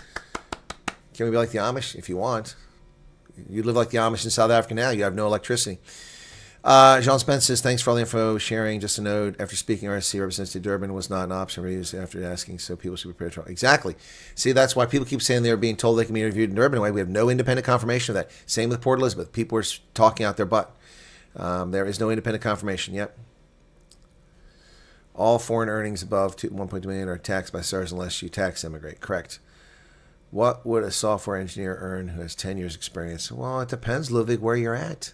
It depends if you're in the Silicon Valley, if you're in Dallas, or not Dallas, Austin was a big software. If you're Massachusetts, big software. It depends. You can make hundreds of thousands of dollars doing that stuff. Personally, believes that people aren't careful with their money when they say they live paycheck to paycheck, but I know costs have gone up. Just wanted your opinion. Vernon, my experience is that a lot of people live beyond their means and they don't save for the future. My philosophy since the age of 18, well, almost 19 is when I finally started doing this, is I meet my responsibilities, then I put money in the bank. Whether it's in savings or a savings bond or a certificate of deposit or it goes into mutual funds or stocks, I pay myself. And then I enjoy life. I pay my obligations like my electric bill, my gas bill, which came today. Then after paying my obligations, I pay myself to save for my future and be responsible. You know, what happens if your car needs to be inspected and your suspension is messed up? If you haven't put money aside, then you're going to get hit with $1,000 bill, or you won't be able to drive your car. You're going to have to pay $1,000 to get that suspension fixed. Where does that money come from? People put on a credit card and then they pay 29% interest on the credit card because they can't pay it off. No, you've got to save for the future. Now, things can be a little dicey when you're young or you're first starting out. If you're a refugee coming over, it'll be a little dicey initially, but if you have good spending habits, you get there. So I drink those Frappuccinos, those little, I haven't had one now since November 4th. Those little Frappuccinos about this size, 220 milliliters, 280, whatever it is, with 280 calories. I drink those because I enjoy them, but they're expensive. I used to pay $10.99 for 12 bottles. Then they went to $14.99. I quit buying them. Then they decided to get clever and put 15 bottles in the case instead of 12, and they charged $14 or $13.99 for 15 bottles, and I went back to buying them. Now they're $23 for those 15 bottles. So that's expensive. That's over $1 a bottle. It used to be less than $1 a bottle. So I still buy them, but I can afford to buy them because I pay my obligations, I put money aside, and then they take care of things. But at some point, as you get older, you got to start milking that money. Otherwise, it sits there and does nothing. But I'm not at that age yet. Okay, Evan says could do the medical there. Well, maybe that's what they're doing. Maybe that's it. They ask where you would like to be placed, and we say a small town, not a city. We are used to small towns. Well, there's no place to tell you what's best, SV Tonder. I don't know where you're from. I don't know what you like. If you're from the Free State, or if you're from the Western Cape, or you're from KZN where it's humid. Western Cape is Mediterranean. We only have a little bit of Mediterranean climate in America. We have plenty of hot, humid places in America, and we have plenty of high desert chaparral. I mean, it depends what you want. I can't answer your question for that. You asked me that question. I mean, this is a country the size of a continent. 4.9 million. I'm not sure what you're talking about. Or what they pay the people there, okay? Build your own culture. Well, if you want. Finance is definitely something that should be taught at school, but perhaps it's part of an agenda to keep us... Exactly, it is. Not teaching at school is intentional. Do you think there's enough water? Huh? I have no idea what you're talking about, water. You can buy a case of lager for that price. We can milk cows in that new property of your Colonel. Hey, well, you welcome milk cows. Mad Max. Rasul on Trump. Oh, did he say something again? Is that what you did, a super chat earlier? I just got to it. What did Rasul say? Oh, my goodness. Here we go. Just how well things went this past weekend. I think it's not so much revenge as injustice being served. Injustice. I think the world needed to see that things can happen despite and in the absence of the US president. He needed to see he's not as powerful as he thinks. He needed to see that those that he thinks are either afraid of him or his allies would come to South Africa nonetheless. Trump didn't ask anybody to boycott the conference. So first off, Ibrahim Rasul, you're just being silly. He never asked anybody not to go. So that's just a silly statement. Even the Italian Prime Minister, even the Argentinians, even Saudi Arabia that No, the Argentinian leader did not come. he saw recently in the White House. I think he needed to see that, and it must be a wake-up call for him. No, it's not a wake-up call for Trump. See, they're just delusional. Do you think it will be a wake-up call for him, given how he tends to conduct himself? He's not a person who shows remorse. He's a person who doubles down when he's Sounds like Ibrahim Rasul. in trouble. But I do think what he does respect, and that's what our president displayed enormously over this last few weeks, is that he respects strength. The president, Ramaphosa, respects strength? No, I don't think so. He respects backbone. We've tried the route for much of this G20 president of appeasement. Appeasement? No, you didn't. That's why we quit participating, because you kept pushing on with the climate zealot religion. That's why we stopped attending. When the president switched gears towards what I call a contingency scenario, where we look who are our allies and how do we hold hands, how do we build a multilateral system so that we don't stand alone against him, and how do we take out insurance policies, find sources of funds, sources of Begging. How do you beg? energy from different places. The just energy transition, which is the theft of our wealth to give to countries that are burning wood and deforesting the continent of Africa. No. Then Donald Trump begins to be more measured. He only respects that. We only need to look at his back down on Mamdani in the White House. His back down in Mamdani. See, this is why this guy was unsuitable to be an ambassador. He can't read the room. He's not very smart. Trump didn't back down in Mamdani. Trump, as I said at the time, while I disagreed with what he did, was being pragmatic. Again, these people are stupid. They sit there and they listen to Trump, and then they believe that's policy. It's not policy. You have to watch the actual policy. Let's see what happens with New York. We only need to look that now on Saturday, when he woke up, the declaration was passed. Yes, because South Africa violated the G20 protocols and broke all diplomatic norms by issuing a declaration before the conference even took place. And then all he said, South Africa was not playing by the rules. He never plays by the rules. He never plays by the rules, really? We said a note verbal, Well, first off, we informed you that we would not be attending because of your positions on climate change and because your positions on debt relief. We wouldn't be attending. That was done well in advance. Then we sent a note verbal to inform you diplomatically by the rules of Vienna Conventions that we would send a representative to receive the handoff. And then you disrespected and insulted our country. Never play by the rules. I'm sorry, South Africa is in violation of United Nations sanctions, been applying war material to a Libyan war leader in Benghazi. South Africa has allowed the shipment of helicopters there several times. These are helicopters that are now being used to murder Libyans, and South Africa is complicit in that by not stopping it. They've known about it. So I don't want to be preached to by Ibrahim Rasool about following the rules. South Africa has also abrogated the international norm of the sanctity of private property rights with expropriation without compensation. This is a violation of international norms, also a violation of the Universal Declaration of Human Rights. Who doesn't play by the rules here? The South African government. And now he says, what the heck? Did South Africa just do this? And that, I think, is the beginning of respect. No. Sweet revenge. No respect. I'm sorry. You're delusional, Ibrahim Rasool. You really don't know what you're talking about. Who is Mat Song?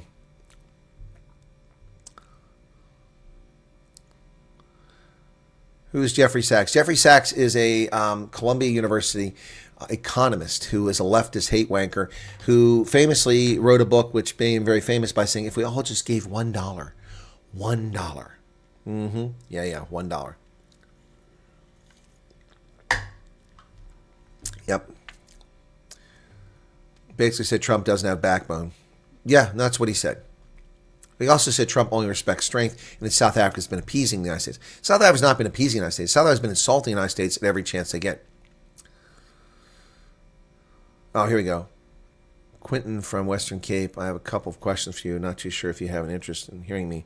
It's youth in the Sovereign Republic. Matsong, ask your question. If I have time, I'll try to answer it.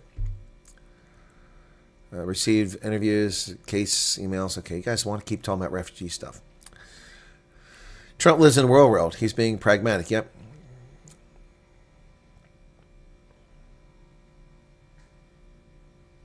Joan is out of here. Yeah, Ibrahim Rasool is struggling to be relevant. And Newsroom Africa is also being struggling to be relevant. This is an organization that lied in its fake news coverage of me. When I criticized Amanda Khuz from Stellenbosch University when she falsely claimed that the United States had put sanctions on South Africa, I refuted that. And then in response to that, Newsroom Africa ran a story the next week in which their commentator lied and said that I was refuting land reform. No, that's not what I said. I wasn't talking about land reform.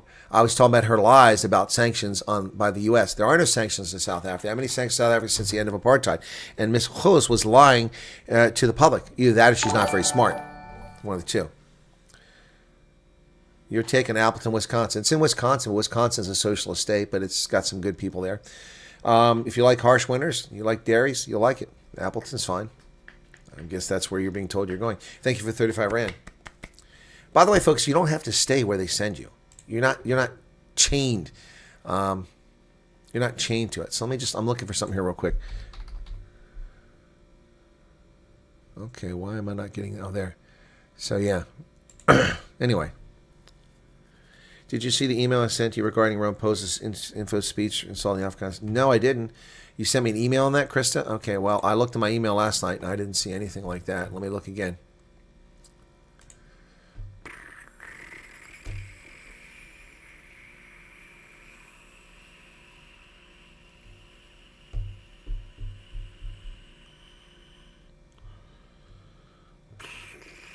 Okay, let me see. Who sent this to me? Was it Krista? Krista sent it to me. Okay, Krista. Yeah, you sent that at 2:54 a.m. I finally went to bed at 2 o'clock. From Jeffrey Sachs? Why isn't Donald Trump coming tomorrow? Because he has a 4-year-old mentality. Oh, we know about that. That's not news. And he's having a tantrum. Jeffrey Sachs is a shithead. He's an asshole who thinks the world can be saved by $1 at a time. A person who's never suffered deprivation and hunger. A person who's never been anything but a privileged life, Jeffrey Sachs. A little blue blood, nose-bleeding little liberal who tells people that if we all just give $1, not give, he wants to take $1 from us, taxes. Take $1 from every one of us and give it to the poor so they won't be hungry. Well, that shows how stupid he is, because that doesn't stop hunger. That doesn't stop hunger. That's not how the world works. That's not how human beings are wired. And Jeffrey Sachs is another one of these liberal elites who makes these stupid ideas that he thinks will work for the world without any practical application. Yeah, yeah. So, no. Ramaphosa speech. Well, that's what you sent me, Chris. Did you send me another email? Let me see. That is the. Hang on a second. Jeffrey Sachs. Maybe I missed you. Sent me another email. No.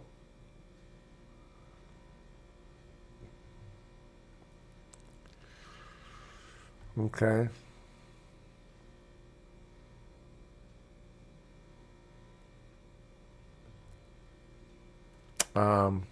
See an official letter. I don't see anything from you, Krista, that says anything at all about. I'll just do a search for you. So.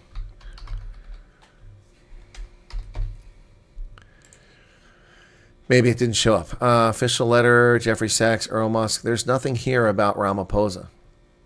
No, nothing here. Nothing here. I do have comments from the gentleman who left the chat earlier. He did send me an email at 6:58 this morning, but that was long after he commented on my video. Love how Ramaphosa calls for global end to wars whilst actually doing nothing to assist and bring an end to it. Yeah, what has he done for Sudan? The Sahel, Somalia, the DRC. Nothing. You mean Odez? Is that who you're talking about? Teresa Gosling? Are you talking about Odez? Is that who you're talking about? When you say Dez, is that the channel? Please clarify.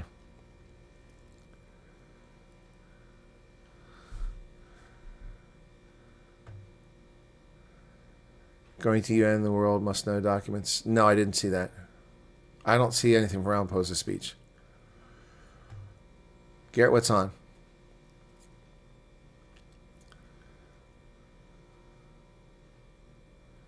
Yeah, you're not a planetary. You can choose to move. Okay, so I'm asking that question.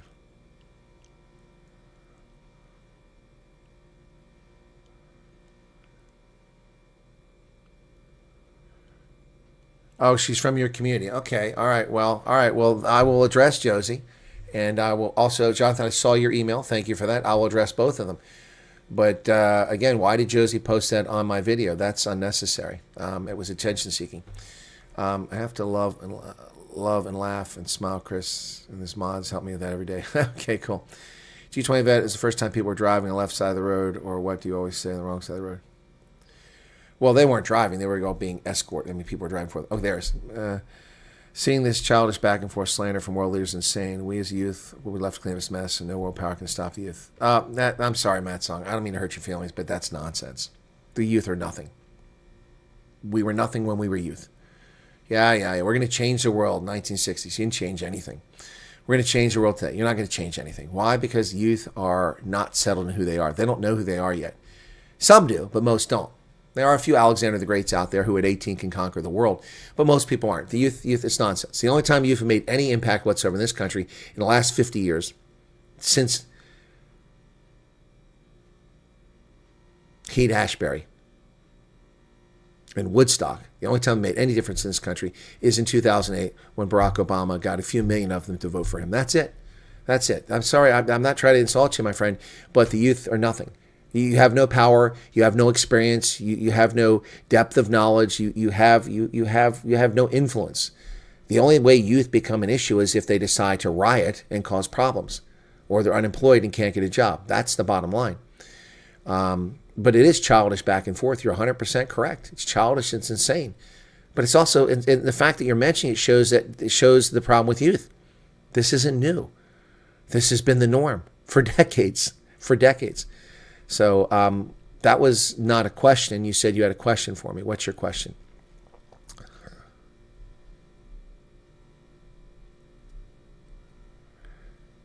Jonathan, I will sort this out with Josie, okay?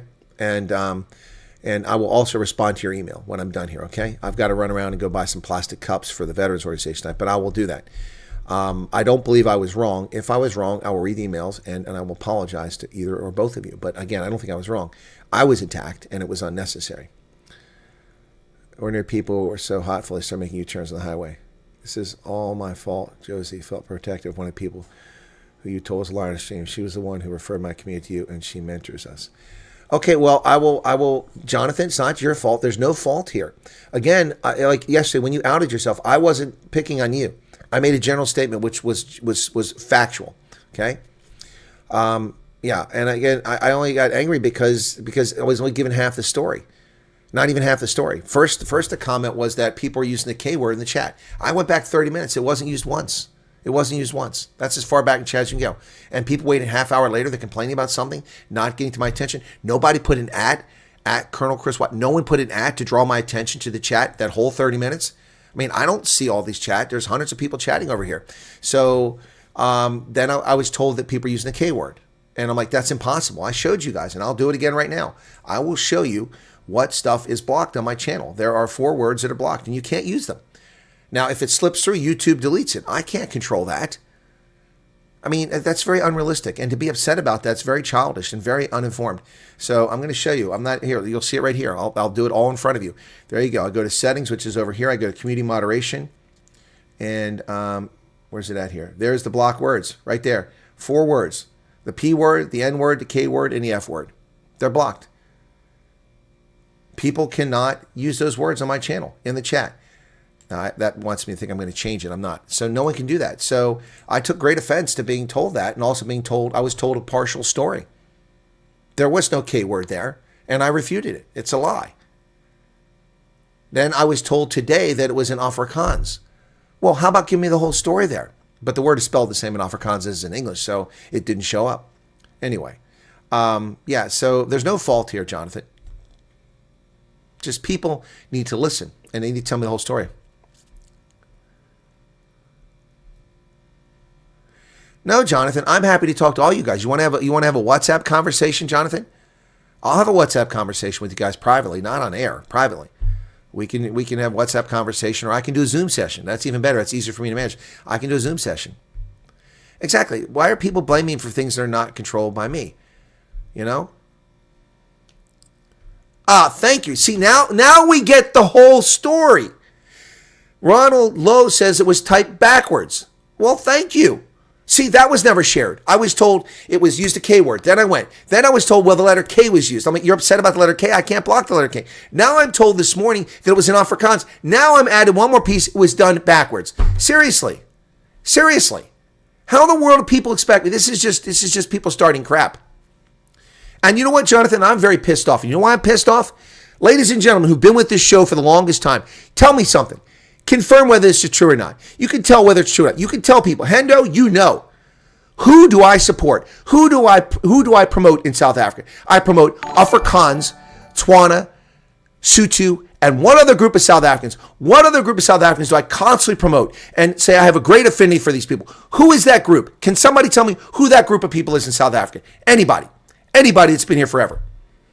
Afrikaners, Tswana, Setswana, and Sotho, and one more group. One more group. What is the other group? What is the other group? There's one more group of South Africans I constantly promote. Don't be a smartass. Don't be a smartass, Western West Cape. I'll give you a timeout. No, I don't promote Indians. I mean, I have no problem with Indians. Coloreds. Coloreds. Coloreds.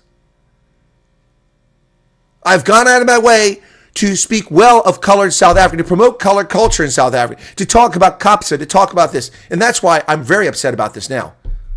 People attacking me. I go out of my way. Out of my way.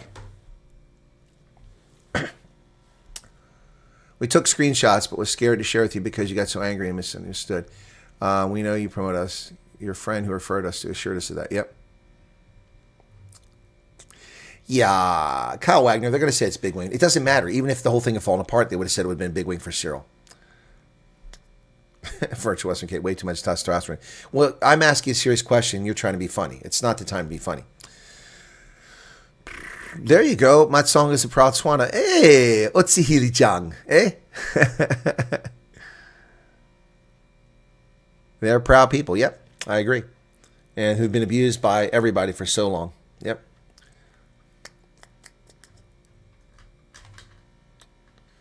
All right, let's not start crap in the chat, okay? No crap, okay? Let's not fight with each other. Yes, Sloth Puppy, I've been consistent in my support for these groups and respect you. Yeah, and I've always treated Indians fairly too. But I mean, it's not like I haven't promoted Indian culture, but I treat them fairly. I mean, it's my favorite food, but that doesn't mean it makes me a nice person. Yep.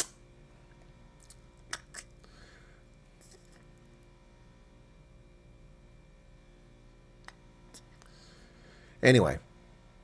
Yeah, I advocate for them all the time. That's why I said, please don't misunderstand. We took the screenshots for possibly harm. No, Jonathan, stop apologizing. I got why you did. It's fine. Okay. Yes, and I have called out racism and warned people not to be racist.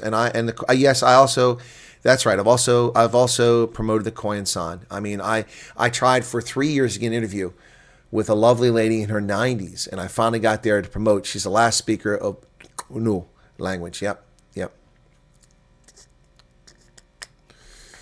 Anyway, you're not losing me as an ally, guys. It's fine, and I will address both those people who sent me emails. And again, if I was wrong, I'll apologize. I don't think I was wrong, but if they point out something, I'll admit if I'm wrong. Anyway, enough of that. Let's get back. The Colts suck. They were falsely proclaimed to be a Super Bowl contender a few weeks ago. They lost a game which they had 6 turnovers to the Steelers, and they should have won the game. And they lost a game yesterday where they had a 29 lead in the fourth quarter and 5 drives in a row, including overtime. They couldn't move the ball more than 3 plays. The Colts suck. The Colts officially suck. There you go. But the Springboks are awesome. The Springboks are awesome. Yep, the Springboks are awesome. Yes, I did speak to her Fonz. That's correct. Guys, let's stop talking about it, okay? Let's stop talking about it, okay? But again, the problem is when people give me part of the story, and then they're getting mad at me because I'm responding to part of the story. Anyway. Yeah, let me look and see. I don't think I got. We can't look at the super chat or the super brew because we have to wait until the Wales game this weekend. That's the last one in there. I'm not even the top person. There were 4 people that got all 10 picks correct. They picked all 10 games correctly that weekend. But I'm second because all my match points that I got. But I got cheated a couple bonus points because, the freaking 2 tries at the end of the game, the last 5 minutes between Wales and New Zealand. There was a 24-point difference, and that's what I called, and I would have gotten that extra point, but I lost it. That would have put me at top. But I have a chance to still get the cap this weekend if I pick the South Africa game correctly. But against Wales, I got to see the lineup before I make a pick. Yeah, let's talk about the Springboks. They're awesome, man.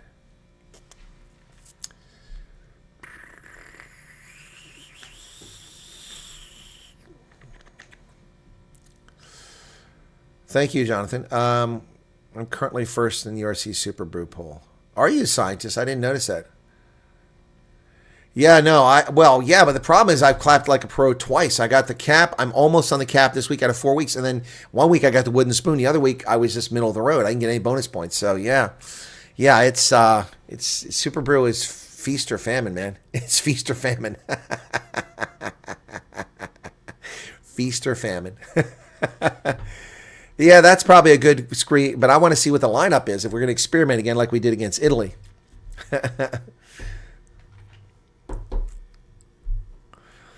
Bucks by 20, by at least 20 against Wales. Yeah, Wales is in for a hiding this weekend unless South Africa goes to experimental lineup and they just barely win it. But yeah, so I need to see what the lineup is before I make my predictions in that game. All right. Oh, I am hell bent on winning the Super Bowl. Yes, I mean that's I don't know if American football ever make it to South Africa. Madison, you never did ask me a question. You made a statement and I answered it. I responded to it, but you didn't ask me a question. No, you're right, Double DD. It's not the wooden spoon. I mean, that was embarrassing last week. And the problem is I got screwed. The All Blacks laid down and died against England. And then I took a flyer because the Americans played so poorly, but then they started playing well. That hurt me. Yep. And then the Japan game, I got robbed. Japan won that game, but these cards were nonsense. Yep. So they lost it. Yeah, I did well this week, but not last week, man. I got the wooden spoon. I mean, I'll be honest about it, man. I got the wooden spoon last week. I got the cap the week before, so it goes from cap to wooden spoon to this week. I'm on the cusp of getting the cap again. Anyway, Yeah, concern with the lineup. A lot of players are trading clubs due to the game falling out internationally. Exactly. And the other thing is that they're gonna experiment here, which might be good for the Springboks, but it's going to be hard to make a prediction on the score. Newbies and low cap players with some experience. Yeah, exactly. So we don't know what's going to happen there.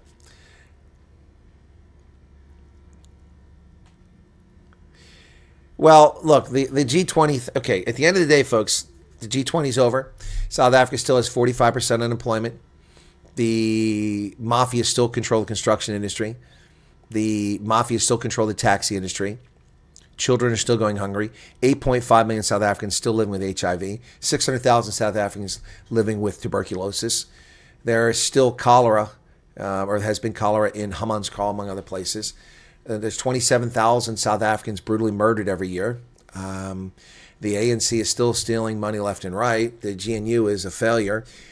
South Africa insults the international community on a regular basis. None of that's changed. Nothing has changed. Joburg looks pretty today. 2 weeks from now, let's see what happens. Yep, let's see what happens in 2 weeks. Goodwood. Listen, Charles, that's funny. Every time I drive past Goodwood in the Western Cape, I'm like, who named this town, man? It's like a soft porn movie. Where are you from? I'm from Goodwood. Do you use a lot of condoms in Goodwood?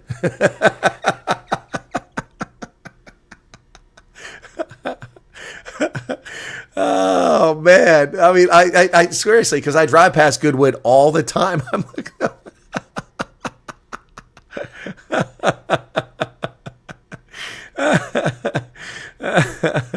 oh my goodness. That is the worst named town of it, other than Kaydorp. That was kind of bad. That's gone. That's no longer called Kaydorp. That was really bad. But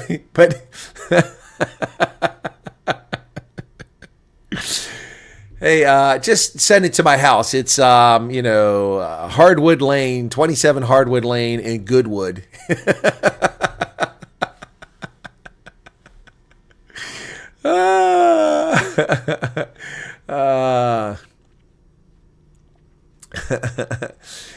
What's happening in Venezuela? Goodwood used to be a seriously Afrikaans neighborhood. Well, that was a long time ago, Charles. That was a long time ago. Yes, the course is Goodwood. That's where they got the name from. The wooden spoon is embarrassing. Okay, Fonz. Yes, I know that. But I got the cap the week before. You don't have the cap, man. That's erroneous. That was last week's cap. They haven't updated yet. Yes, there's a town called Sandwich. Well, there's a Sandwich in the UK as well. All right, folks, that's going to do it here. There's nothing wrong with Goodwood. I didn't say there's anything wrong with the place. I've been to Goodwood. I'm just saying every time I drive by it, I chuckle. Goodwood. Anyway, guys, that's going to do it for today. Thanks for being here. I will go check those emails. Wrote a song called Wood for Travis Kelce. Did she really? I don't think so. Anyway, be sure to hit the like button if you haven't done it already. Thank you for being here. I've got to run around. It is Monday. Awe Masakin. That's exactly. Arnie Bronze, you've hit that right on. You've hit that right on the nose. Awe Masakin. You've hit that right on. All right, guys. Now, I'm not dissing Goodwood. Take a break, man. Like a sloppy. Yeah, you guys take care. I still got an afternoon of work to go on here. All right, thanks for being here. Everyone take care. And cheers. I hope the news was informative and insightful. G20 was a big success. Good. They can call it a big success all they want. But if they think the agenda that they put in place is actually going to be filled by European countries, don't hold your breath. Don't hold your breath. Cheers, everybody.